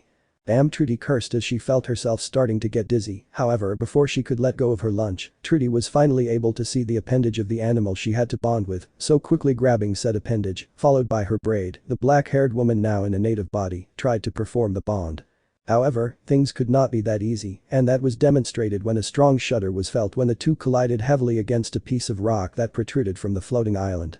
This caused two things to happen. The first thing that happened was that the blow knocked out the banshee, because the blow had been to the head, and the second, well, you're probably getting the idea, but I'll say it anyway. The second thing that happened was that as a result of the first, the banshee's bite grip loosened, causing Trudy to move away from the unconscious flying animal. "This can't be any worse," Trudy said to herself with a tense smile upon seeing her certainly unfavorable situation. However, she wasn't a helicopter pilot for nothing, so leaning forward a little she quickly approached the unconscious animal until she finally collided with it, and now without any resistance from it, Trudy quickly grabbed its braid and then finally made the link with the banshee, who shuddered strongly until finally its eyes opened in surprise. Change of scene. "Yes, you're doing it right," Naruto's voice came in with a somewhat choked tone because the voice in question had come from a headset installed inside the helmet that a concentrated Sam was currently using. Ooh wow stay still now. It was Sam who suddenly felt like she had lost her balance for having made a rather abrupt movement, however Naruto who was a couple of meters away from her quickly spoke. Calm down, don't tense her muscles so much, just try to let yourself go with her movements, think of her as a motorcycle, Naruto calmed and tried to explain while mentally ordering Lucky to fly alongside the newly named and recovered Siri. I've never used a motorcycle, Sam complained, and in reality he was right. After all, what could you expect from someone who not long ago had been an artificial intelligence? After that statement, Naruto couldn't continue advising the black-haired girl because from one moment to the next, Sam had been separated from Siri and now she kept falling into the sea. Well, today was just his first day, Naruto said to himself, ordering Lucky to get down and grab Sam so he wouldn't get killed. 15 days later. Naruto was really proud of himself at this point, damn he even thought he could teach a retard how to do physical calculations because in the last 5 days Sam had brought out the best of his patience and he really didn't understand him. Sam could teach himself quite prodigious in hand-to-hand combat, however, in the branch of riding a banshee, he was quite standard. However, after practicing for many hours, Sam was finally good enough to fly while dodging rubber projectiles fired by rifles. However, after this certainly difficult test, Naruto focused on what caused this abnormal deficiency in controlling an animal. Okay, anyone would say that was simply due to a natural deficiency and that she simply wasn't good at it, however we are talking about Sam, an artificial intelligence that was placed in a genetically modified body from scratch with Navi DNA and DNA from her own creator. It was simply curious to think about the cause of it, perhaps it was because since Sam's brain was completely made up of data extracted from a computer with extremely advanced capabilities, it could cause an anomaly in the handling of said data, however the same theory itself was somewhat contradictory, because if that really happened, Sam would have had problems fitting into the body from the beginning. This gave rise to a rather curious theory. What if instead of retaining the information supplied to the brain, it kept it circulating constantly in order to have a partial balance between Sam's consciousness and the stored data? This theory was more credible and fit into the reason for Sam's deficiency when flying with Siri, because due to the constant circulation of data, this caused instability in the connection between Sam and the animal. But anyway, leaving the matter aside, Naruto simply dedicated himself to handling a tactical knife in order to stick it right between the slit of a mollusk and a stone, then exerting some force, thus causing the mollusk to separate from the stone, allowing Naruto to grab it and put it in a bag where there were a lot of other mollusks. Feeling that the light that crossed the sea was no longer reaching with such intensity to the depth where he was currently, Naruto calmly began to swim to the surface at the moment that he made a signal to a Sam in the distance with a flashlight attached to a strap around his chest. Sam, quickly understanding the message, also began to swim to the surface along with her bag, equally full of mollusks or well, partially full, since hers was slightly above half, while Naruto's was almost full. 8 minutes later. If you're improving with your endurance, Naruto congratulated as he walked through the water of the beach next to Sam, who simply leaned towards him to give him a playful push. Thank you, Sam thanked the compliment as they began to feel the weight of the bags of shellfish because they had almost completely left the beach. You know, every day I feel stronger, my muscles don't tire so quickly anymore, Sam commented calmly moving forward through the sand already painting orange, thanks to the afternoon sun that was already beginning to set. Naruto for his part, nodded at the comment since in a certain way, he had been in her position, maybe not as much as she was when she left the incubation capsule for the first time, but she still had a couple of discomforts when moving due to her numb muscles. But oh well, stopping to think about it, Naruto focused on a specific topic, a topic that he had talked about a couple of times with Sam in the last few days. Sam, are you really sure? Naruto asked Sam, who turned to look at him with a look of confusion, not understanding what Naruto was talking about. However, after a quick check of her memories, she finally understood what he was talking about, so turning her gaze to the front, as they began to enter the wooded path that led to the bay, Sam answered. Yes, I want to travel this world with you by my side, Sam finally answered to Naruto's question, who didn't look at her for a couple of seconds, thinking about the things that could happen if they left the place. To begin with, there were a lot of things that could happen if they left this place. The first one. Well, the humans were here on this planet, sooner or later they would meet, and well, Naruto didn't know how things would turn out. Second, well, this was more of a curiosity on their part than a problem. That curiosity translated into how long it would take them to explore the planet. Why? Well, this planet, in size conditions, is at least 4 times larger than Earth, so yes, it was quite large.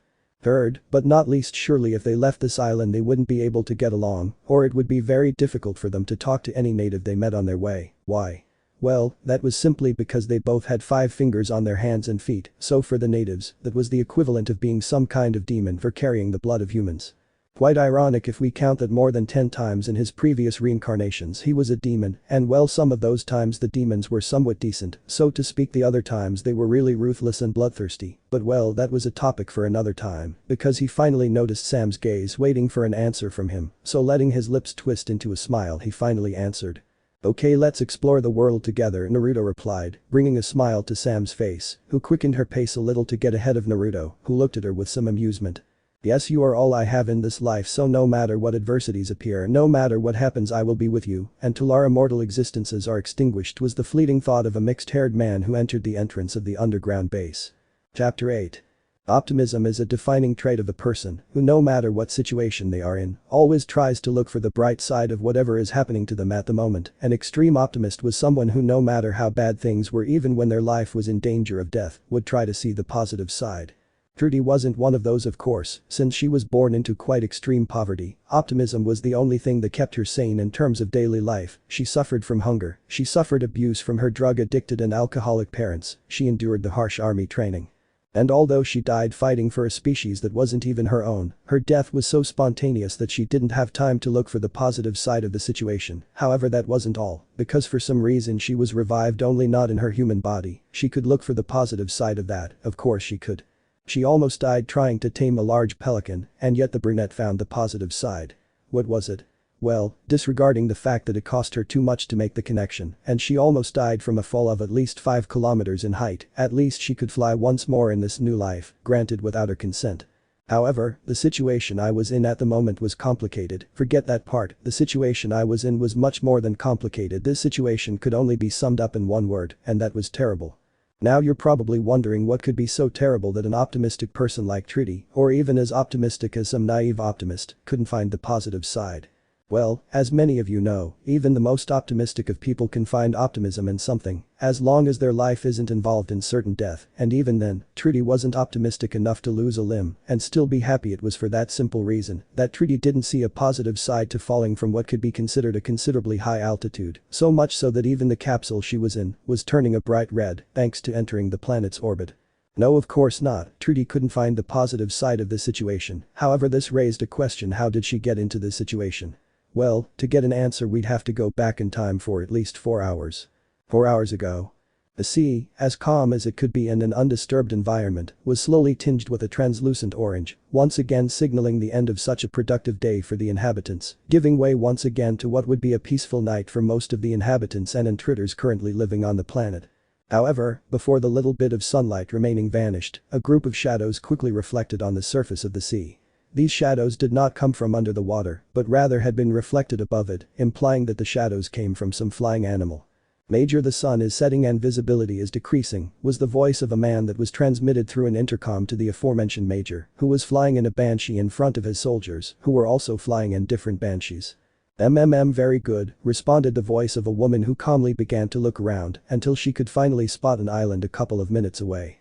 "Attention everyone, this is Dog, we're heading to the island at 2 o'clock, a comms dog informed her soldiers, who could only nod in agreement. "Yes sir." In the middle of the nods of affirmation appeared this reluctant nod from a somewhat annoyed Trudy, who didn't really expect to be under the command of this company again. However, she couldn't do anything more than follow orders. Why? Well, if she broke formation and moved away she would be killed quickly. Besides, whenever they investigated an island they divided into groups and left all the banshees together in the care of 4 soldiers, so there was no real way to escape. But well, who knows, maybe everything will be different tonight. 9 minutes later and the sand of the beach rose in a small cloud of dust thanks to the strong flapping of the banshees that for some strange reason remained in a constant state of restlessness and nervousness. However, none of those present gave much importance to that fact and simply proceeded to get off the large birds to set up their temporary camp. "You and you, go and check the surroundings." Dog began to give orders to his men, who did not hesitate to obey them and moved away to carry out his orders. However, noticing that although the island was relatively small, it was still large enough that 2 people were not enough to finish the job at once, so turning his gaze to his other soldiers under his command. His gaze finally ended up resting on a calm Trudy, who was taking a couple of things out of the backpack adapted to the bulletproof vest of her banshee. "Hey you." Dog called with a slightly louder voice to get Trudy's attention, who stopped her actions on the backpack to turn her gaze in the direction of her squad leader. "Yes?" Trudy asked, not really offering a shred of respect to the one who was supposed to be her senior in command. However, beyond a simple narrowing of his eyes, Dog simply proceeded to give the order. "Accompany them to check the island," ordered Zdog, casually pointing at the two soldiers who were moving away from them. Trudy for her part looked in that direction for a moment until she finally gave a calm nod and then turned in the direction of her pet bird to take her high-caliber rifle and start walking in the direction of the forest. 12 minutes later.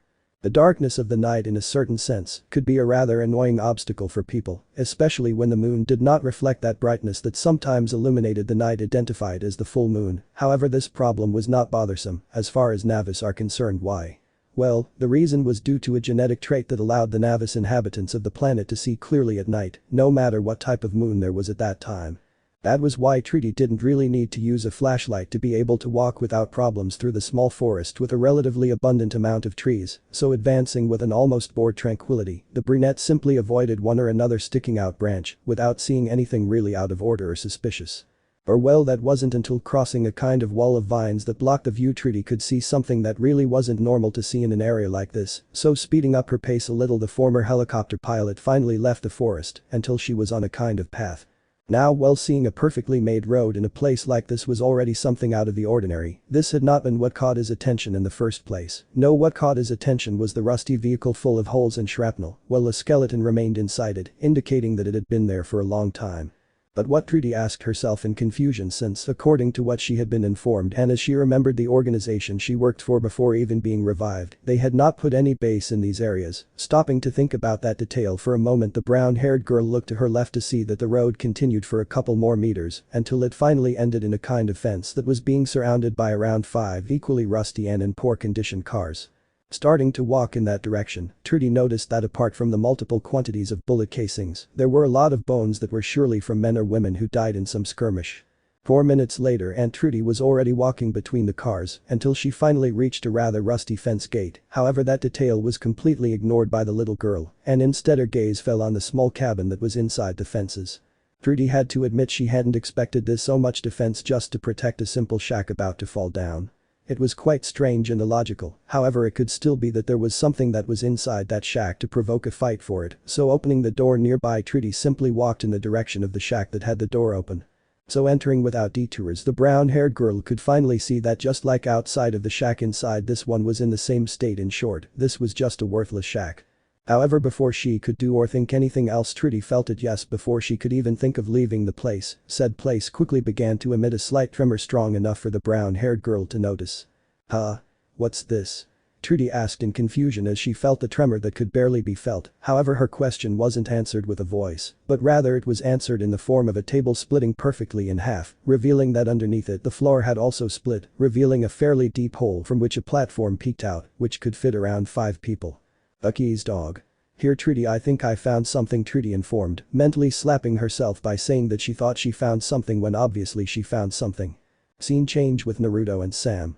Beep beep beep were the incessant beeps that sounded in what seemed to be a relatively large living room with some things lying around. However, that certainly annoying beep was not only bothering the hybrid couple of human and Navi, but was also accompanied by a flickering red light that illuminated and darkened the living room. Now, surely any person would know immediately that these were all too clear signs that something was wrong. However, when you're isolated from every intelligent being for a radius of at least 200 kilometers, you tend to downplay the things that happen around you. Or well, that would be in this case if the beeping wasn't so stressfully annoying that it made an annoyed Naruto finally open his eyes with a clear annoyed frown on his face. But what the hell? Was the question Naruto asked himself at the strange but not confusing event that was occurring. Naruto's voice pronouncing those words combined with the insane sound finally made the feline ear of a sleepy Sam twitch, causing the eventual awakening of the black-haired girl who got up from the chest of a Naruto who looked in the direction of the flickering light. "What's going on?" Sam immediately asked in confusion to Naruto, who pondered what was happening, and although Sam would surely know what was happening, this fact was taken out of the equation when the aforementioned state of sleepiness was evident, so giving an answer that would surely get her out of her daze, Naruto spoke. "It seems there are intruders on the premises," Naruto replied, causing Sam to process the answer as fast as a sleepy person could, so after 10 seconds of forced thought, Sam finally blinked until his eyes widened in surprise as he came to a realization. Now how could this even happen? Well, the answer itself is somewhat funny since although the entrance to the facilities had a security system against unlocking by people who were not registered, in the end, and after 5 years without even having a visit, Naruto deactivated the security system, therefore it could be said that it was Naruto's fault. It was only because of the facial recognition of the facility's cameras that the security alarm could be activated. What? Who came in? Was the quick question from Sam, who stood up from the couch so fast that Naruto could almost swear she had become a comical blur. Calm down, we can find out. Naruto tried to reassure Sam, who was unusually restless, trying to somehow take control of things. Maybe it was because since she was previously an artificial intelligence, she was unconsciously trying to carry out some kind of protocol. Computer, show the intruders. Naruto spoke to the air, causing a holographic screen to immediately appear in front of the two, showing around 6 boxes, in which pairs of 2 were reflected. Well, they weren't humans, and well, they weren't completely Navis either, in fact they were like Sam and him. How did you come to that conclusion? Well, the first detail that could be distinguished, and although it seemed relatively minuscule enough not to pay attention to it, it was still definitive to know that they were not Navis, and that was the 5 human fingers they had on their hands, and possibly their feet. The second? Well, the second was more obvious, and that was the clothing that no native inhabitant of the planet would wear, even if you forced them to.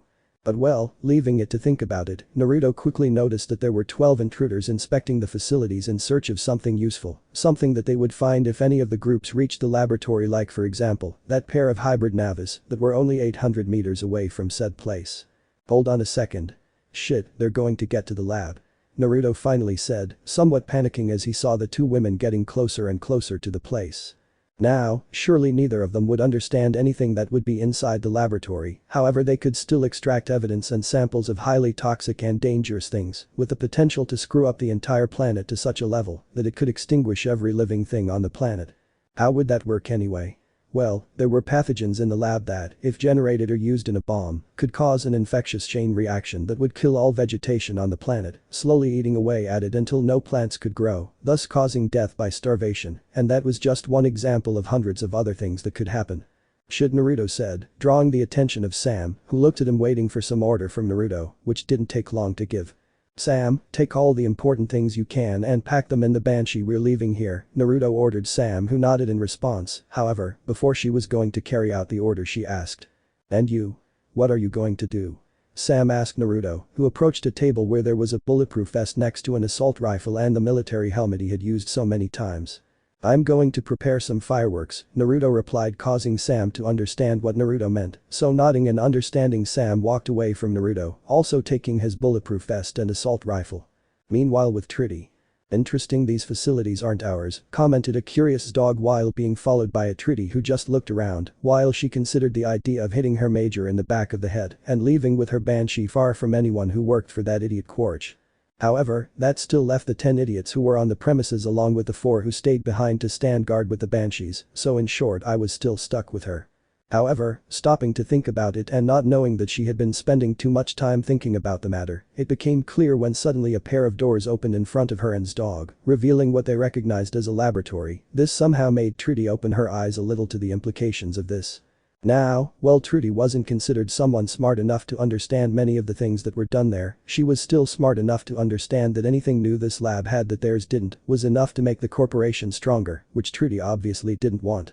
However, in the current situation there was little she could do to prevent what would happen, so entering the laboratory following his dog, the 2 women saw around them the different capsules with strange liquids, or that simply contained some other creature mutated to such an extent that it was almost impossible to recognize what species it belonged to. Looking with distracted interest at a couple of tables, Trudy could see that just like some of the visitors they had seen before, there were also a few skeletons in tattered scientist coats here too. Now, anyone would wonder why there was power at this place that was surely abandoned quite some time ago. If the skeletons were anything to go by, well, that would be the case if it was just a run-of-the-mill business. We're talking about a facility here that surely has a nuclear power source, so it wasn't a surprise that there was power.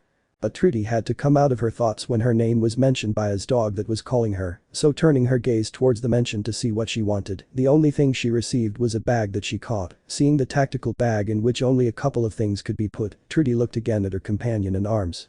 But anything you see useful's dog, ordered Trudy, who simply let out a sigh for not being able to avoid what was coming. However, before she even began to look for what she thought would be something important, something happened that something could easily be described as the change of tones of all the lights from white to a deep red. Now normally when this happened, it was because something bad was happening, and well, that was exactly what was happening right now, if the alarm bells and the intense shaking that started to be felt were anything to go by. But what?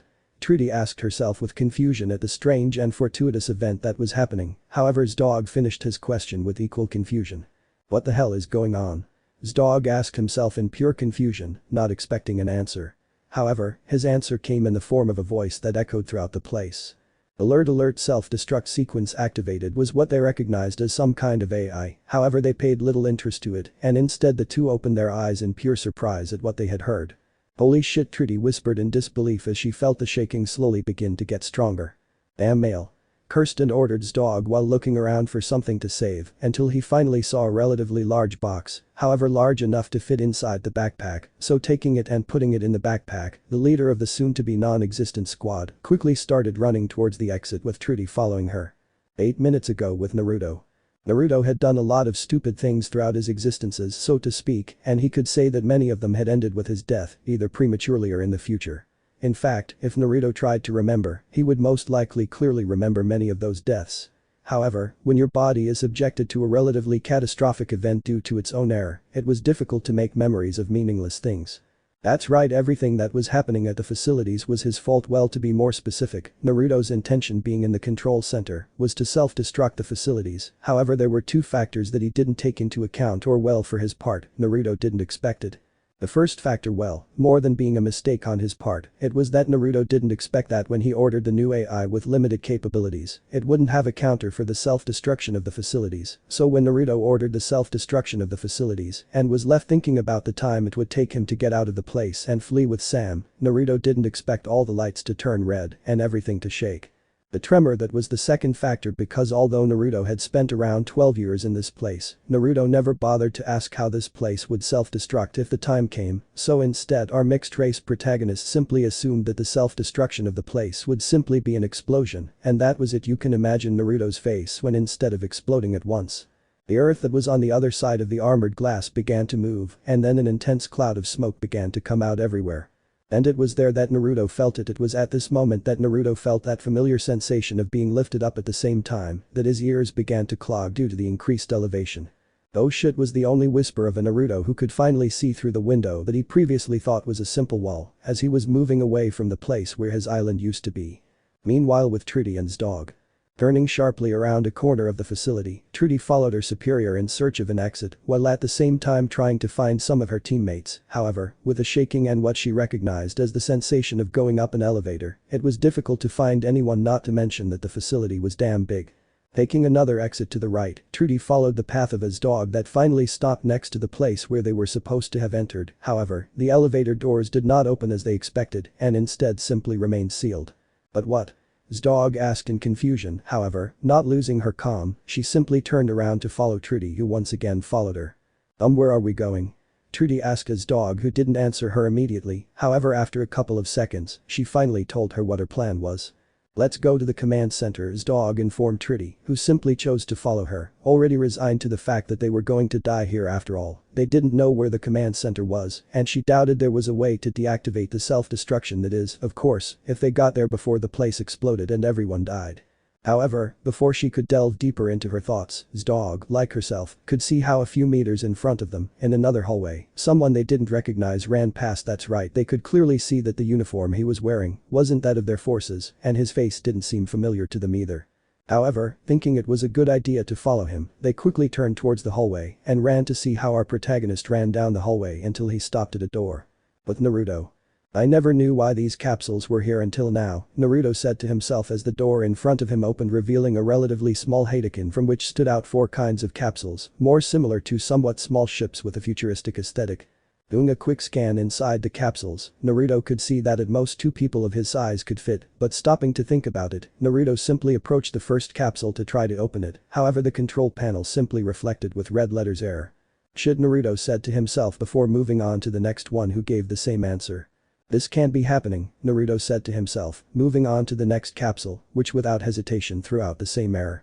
You have to be fucking kidding me, Naruto said to himself, already a little annoyed, as he passed the last one, and with a small drop of sweat running down his temple. Finally the control panel lit up green at the same time as the capsule door opened.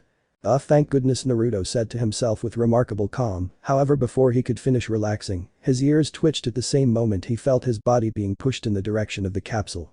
But what was the last thing Naruto could think when he found himself pressed at the back of the capsule next to a very agitated Zdog and Trudy who didn't know what was happening. After all, they had simply entered the room, and without realizing it, they had crashed into a confused Naruto. What the buck? Naruto cursed in pure confusion as he hadn't expected this result. This curse caught the attention of the two of them who with difficulty tried to look for the person responsible for the voice, only to see that the head of our mixed-haired protagonist was between her thighs with his gaze directly towards the crotch of Atridi, who had to suppress a small blush. However, she wasn't the only one since Dog, being face to face with Tridi, could feel his butt pressing against something that was slowly getting bigger. However, before they could do anything else, the capsule door closed, making a perfect imitation of a can of sardines, and without wasting time, it was ejected from the ship in destruction. And that, my people, is how we arrived at the exact moment we were at the beginning of the chapter, an imminent fall with a high probability of ending in imminent death, someone he didn't know breathing right into his crotch, while his superior tried in vain to move to a more comfortable position, truly a shitty situation. Chapter 9. Pandora's orbit and surface had a distance of leave that Naruto had no idea how many kilometers high the orbit of the planet he was on was, and it really wasn't something he was interested in knowing, although it still didn't hurt to have some knowledge of it in the situation he was in. And I'm not talking about having his face and crotch pressed against the private parts of two girls he didn't know, but about the fact that he was falling at such a great height that even the capsule he was in was starting to catch fire due to entering the planet's orbit. A rather peculiar situation if you ask me, but still, and yet Naruto wasn't worried enough to be screaming like his other two companions who were thrashing about in panic, causing a certain bag containing a box of syringes to burst open, dropping out a couple of syringes that. Hey, calm down. Naruto tried to calm the pair of females, only to feel his face being squeezed by the pair of considerably fleshy thighs. However, that was not all, since this last action made Naruto shake a little by the sudden squeeze, causing a nervous dog to feel something certainly hard pressed on the crack of his butt, causing him to shudder, causing a certain rudder that controlled the capsule to move, giving the purpose of it to start spinning, while the syringes also began to move erratically until they finally ended up being inserted into different parts of the body of the two females who did not react to the sting. Change of scene. Sam was scared. Leave that Sam's face was the closest thing to someone who had suffered a heart attack, and why was that? Well, that's very simple after all. She had forgotten to tell Naruto that the facility's self-destruct sequence was a little peculiar. So there she was, looking up at the starry sky as a fireball shot up into the sky, until it finally ended in an explosion so massive it lit up the entire sky like a miniature sun. Naruto was the only whisper of Sam who could only watch as little by little the small sun slowly faded until it was just a rather large cloud of smoke. However, when all seemed to be lost, a lump emerged from the smoke, calling the attention of Sam, who could only see the lump with a face of disbelief. But what Sam wondered in confusion, since the explosion was supposed to be so powerful that it disintegrated the sidewalk into nothingness, so using the zoom on his tactical helmet, Sam's smile widened when he noticed that it was an ejection capsule. Naruto. Sam shouted with joy as he sent a quick order to his Banshee, which followed his order and took flight in the direction of the descending fireball, not realizing that it was being followed by two unmanned Banshees and of course Naruto's own Banshee. Change of scene. Fucking hell, stop moving, Naruto demanded, managing to move his face away from Trudy's crotch, which he accidentally squeezed again due to the warm breath that reached his parts. Damn, are you doing this on purpose? Naruto asked Trudy, who turned to look at him with some annoyance. Of course not, just stop talking, you tickle me, Trudy replied to Naruto, who simply moved his hand to finally Trudy's thighs and forcefully opened them. Yeah, but you're suffocating me, Naruto complained again, resisting the new squeeze that was approaching. Wait a minute, who the hell are you? This time it was the voice of his dog who peeked her head out from under Trudy to see our protagonist. Really? Do you really think that's important now? Asked Naruto, who simply watched as the girl with her butt pressed against his crotch pushed Trudy, who simply let herself be pushed, causing Naruto's vision to be obstructed for a couple of seconds, enough for Trudy to straddle Naruto and pull out a knife that was quickly caught by Naruto, who was expecting this action from the certainly rude woman. You know, I would prepare for the impact, said Naruto, causing his dog to remember that they were in an imminent fall, so turning his gaze back, he could finally see that they were only a couple of meters from an island. This obviously made the ears of the two females lean back. Change of scene. The calming crash of the waves was one of the many songs of nature that could calm Naruto, or well, that would be the case if it weren't for the fact that he had all his ribs broken and 3 stakes embedded in his intestines and possibly piercing a bunch of vital organs. And yet Naruto's bloody face didn't even flinch at how mangled his body was, and instead he simply turned his head in the direction of the two women who were no better off than him. Or well, at least one was better than the other, if the right side of his dog's skull was anything to go by after all. This one was completely caved in by what had surely been a brutal blow. On the other hand, the other girl whose name Naruto didn't know either, she was simply fainted, probably due to the amount of pain suffered in a short time. This is bullshit, Naruto whispered to himself as he proceeded to pull out the 4 stakes stuck in his body, in the process causing much more damage. That wasn't a real problem for his body, after all he could already feel his wounds healing, however he wouldn't be able to move for a relatively long time. Not so long as to be considered over an hour, but not short enough to be less than 20 minutes, and yet it was still long enough for a rather large group of Navi natives to emerge from behind a bunch of bushes, causing Naruto to look in said direction with some annoyance. "This has to be a joke," was what our mixed-haired boy said lying on the sand of the beach. "Demons," was what Naruto heard the natives say in their original language. Change of scene. Crash groan. Ugh, was the groan of a pained Naruto who felt his bruised bones being hit as he was thrown to the ground roughly next to what Naruto still thought were the corpses of the 2 girls who had landed with him. Noticing that he had been taken to the middle of what was most likely the island's village, Naruto simply watched as he was being surrounded by all of the island's inhabitants, including the leader. If the beautiful stone necklace and extravagant clothing were anything to go by, or well, at least extravagant enough for a group of natives of this planet. She, despite being a native female, still had a relatively stocky body. To know that she had quite a great strength, however, not enough to lose her feminine beauty. "Who are these people?" was the woman's question, with a posture, face and impassive voice that Naruto had to admit looked great. In fact, he could almost say that she resembled that girl from Kumo that he had met in one of his first reincarnations. What was her name? Her name started with something like Same. No, Sum. Sama, yes, Samu, yes, she really resembled her, only her hair was not blonde, her tits were somewhat smaller, and well, her features native to this planet. Otherwise she was quite similar. Her face was impassive, her voice was equally impassive, her breasts again, although they were smaller than the original Samui, he could still notice that they were larger than the average natives. "He asked me if I moaned the same in bed." Naruto couldn't help but wonder, after all he had bucked her a bunch of times, he had even had a threesome with her teammate named Kori. Como. Kai Kari. Well, anyway, they, like a lot of Kinwaichis, had become pregnant with his child. I know he was a horny bastard, but hey, he had been through 3 wars. I literally didn't give a damn about anything, but anyway, I'm rambling on about the subject. "They're demons, chief," was what one of the tribe's hunters said, if spears and combat tools were anything to go by. However, Naruto had to snap out of his thoughts when his 2 arms that were firmly tied were extended in the direction of the tribe leader. This action made the leader's eyes open with some interest, since in all their life, she had never seen one up close. Well, actually he had seen some from afar when he was younger, however, this one was totally different from when he had seen them before. After all, when he saw them for the first time, they were not blue and were much shorter than them. The way they recognized him despite his great difference was for the simple fact that after the first arrival of the demons, the message of how to recognize them was distributed throughout all the tribes of the planet, and that was the 5 fingers on his hands and feet. And of course there were also clothes that were distinctively different from theirs, but those were just details that could be camouflaged. So curious about the person that the vast majority of her people, if not all, called a demon, so she approached our heavily involuntary protagonist. The female extended her own hand and with some delicacy touched the hand of Naruto, who simply felt the soft touch of the certainly beautiful woman, so not being able to avoid containing his mocking side, our mixed-haired man finally spoke. "Do you like my hand?" Naruto asked in perfect Navi pronunciation, causing the same female in front of him to almost not realize that the one who had spoken was the mixed-haired man. So after a couple of seconds in which she was processing the question that she obviously didn't expect, she finally stopped touching Naruto's hand and then quickly walked away. "You," the leader said with some surprise while she recovered. This action made the hunter who was holding Naruto's hands come out of his surprise, and with some force he grabbed Naruto by the nape of the neck and slammed him against the floor. "Harn. Enough, we are not like that." The leader tried to calm the now recognized as Harn, who quickly turned his gaze in her direction.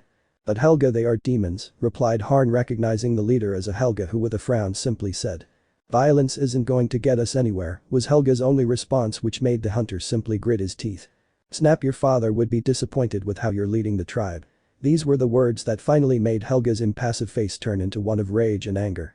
"You better not say another word," with a threatening hiss the current leader of the tribe threatened Harn, who stood up to his full height, revealing a rather muscular man next to a couple of feet taller than Helga herself, who was not intimidated by the mountain of muscles in front of her. "Or else what?" Harn asked while letting out a defiant hiss under the attentive gaze of everyone, including our protagonist, who could already see where all this was going. Well, this is certainly unexpected, Naruto said to himself as he saw the clear conflict between these two, who most likely have some resentment. However, Naruto's thoughts were not directed towards the fact that the two of them were arguing over personal matters, but rather towards the simple fact that the Navis were a rather quiet species, so to speak. Sure, they could have arguments like normal people to a certain extent, however these situations never went beyond simple arguments. That's what brings us to Naruto's thought about the unexpectedness of the situation after all. If Naruto looked closely, he could see a division of opinions among the other people in the place, so if Naruto knew that if this continued like this, then this was going to be a civil war. I wouldn't want to Naruto was going to say, only to be interrupted by a moan next to him that he certainly didn't expect. Huh? Naruto asked as he turned his gaze in the direction of his dog, who moaned in pain again while writhing in discomfort. But what the shit? Naruto asked in confusion at the woman he thought was dead, or so he thought until he looked at the rest of the woman's body, to be more specific on her right thigh. Naruto finally noticed a syringe firmly embedded, however before Naruto could say anything else another moan was present, this time coming from an equally sore Trudy, who also had a syringe embedded this time in her entire buttock. Well, another unexpected development, Naruto said to himself, not noticing his surprise. However, as soon as he said that, his lights went out when he was strongly hit on the back of the head. Meanwhile with Sam. Damn, this is going to take a while, as somewhat annoyed Sam commented to herself as she saw in the distance a bunch of islands where she surely wouldn't be welcome. Okay, I already scanned the entire area and there were no signs of smoke in the sea, Sam said to himself as he remembered flying all over the place, looking for any signs of smoke or something floating in the sea, because Sam knew that those capsules had a float system that would keep the capsule on the surface of the sea. So since he didn't see it anywhere, the only thing that meant was that it had landed on some island of the 48 or so islands he had counted. Yeah, this is definitely going to be a very long search, was the last thing Sam said as she simply took flight from the rock she was standing on with her Banshee companions. Back with Naruto. Ugh, you son of a bitch, was Naruto's growl as he regained consciousness after that blow that certainly left him stunned, for well Naruto didn't know when he had been out. Finally, as if the situation he was in didn't really matter to him, Naruto simply shook his hands only to notice that they were still tied, now to a relatively thick root of a tree. Of course I should have known, Naruto said to himself calmly as he pulled a little more, noticing that the worn rope wasn't a real problem after all, it was quite strong, so preparing to put pressure on the rope, Naruto had to stop dead in his tracks when his hearing twitched upon hearing a gasp of what Naruto assumed was fear. Leaving an awkward silence in the room for the next 15 seconds, our protagonist slowly turned his head in the direction of a certain pair of females who were looking at him with both curiosity and fear. Curiosity on the part of Trudy, who was waiting to see what the boy was going to do if his height and young appearance were anything to go by. And fear of his dog that made Naruto's eyebrow rise in curiosity at the certainly different reaction than what he certainly expected if he had known that they were there with him. Hello, finally, and after another 10 seconds of silence, Naruto decided to greet with a relaxed voice, causing Trudy to simply return the greeting, and's dog, well, she just curled up in her place with a terrified face. Is everything okay? Naruto asked as a way to start a conversation, inevitably leaving another moment of silence until Trudy, the saner one at the time, decided to answer the question. Nah, it could be worse, Trudy replied with her characteristic sarcastic way of speaking. Yes, you're right about that, we could be much worse, Naruto responded affirmatively, accepting the answer from Trudy, who at all times remained alert for the stranger. How long have I been out? Naruto asked another question as he looked around, noticing that besides being tied to a tree root, he was also locked in some sort of wooden prison. I think about 27 minutes, Trudy replied, no longer really trying to stay alert and instead simply letting herself be carried away by the conversation. Damn, that son of a bitch hits hard, Naruto declared with some annoyance, even though he didn't really feel any pain or anything like that from the blow that left him unconscious, it was surely the work of auto-regeneration. However, before they continued their conversation, the gasp of fear caught the attention of Naruto again and Trudy, who didn't pay much attention to it. If you don't mind me asking, what's wrong with your friend? Naruto asked, causing Trudy to give a brief glance to the terrified dog who was shaking uncontrollably. I mean, her personality is totally different from when I met her, Naruto added, remembering when that same trembling woman had tried to stab him. I have no idea, when I woke up she was already like that, Trudy answered without really knowing what was happening to the one who at the time was her squad leader and the one who had her captive. Well, what does it matter, at least it's not as problematic as before, Naruto replied, relaxing in the small prison made by the natives. Surely this had to be the first time they had made one of these. That had been the thought of Naruto, who simply observed the place in more detail, noticing that the place was quite small enough for them to fit, as well as the fact that the branches were so fragile that they surely would not withstand a relatively strong push. This last point was surely done with the purpose of not damaging the planet, or as they called their god Awa. Anyway, this had been one of the worst attempts to restrain him in his life, but well, Naruto wouldn't complain, thanks to that he could get out of there whenever he wanted, so there was no rush, because Sam must surely be looking for him already, and she'll most likely be angry. Naruto's face immediately twisted into a grimace of nervousness when he remembered that part, however he simply decided to put that out of his mind and distract himself with the person next to him. So I still don't know what your name is, Naruto began as an indication that he wanted to start a conversation that Trudy didn't really mind continuing. My name is Trudy, nice to meet you, the brown-haired female greeted calmly, causing Naruto to nod. The pleasure is mine, my name is Naruto. Naruto introduced himself as he extended his tail in Trudy's direction as a form of greeting. This made Trudy raise an eyebrow in amusement at how funny the scene itself was. So trying to do the same, Trudy tried to wag her tail, only for it to wag erratically until it was finally within reach of a grinning Naruto's tail, who simply wrapped his tail around Trudy's for a tail squeeze. This has to be the weirdest handshake I've ever done in my entire life, Trudy declared with amusement as she could feel the grip on her extra limb. Yeah, I'm sure it is, Naruto replied with equal amusement as he let go of the brown-haired girl's tail. So what did you do before you had this body? Was Trudy's first question. Let me know in the comments below if you guys want the next part. Also check out my other video that has been shown and left. Thank you for watching. If you enjoyed this video, please like and share this video. And have a fantastic day. Bye.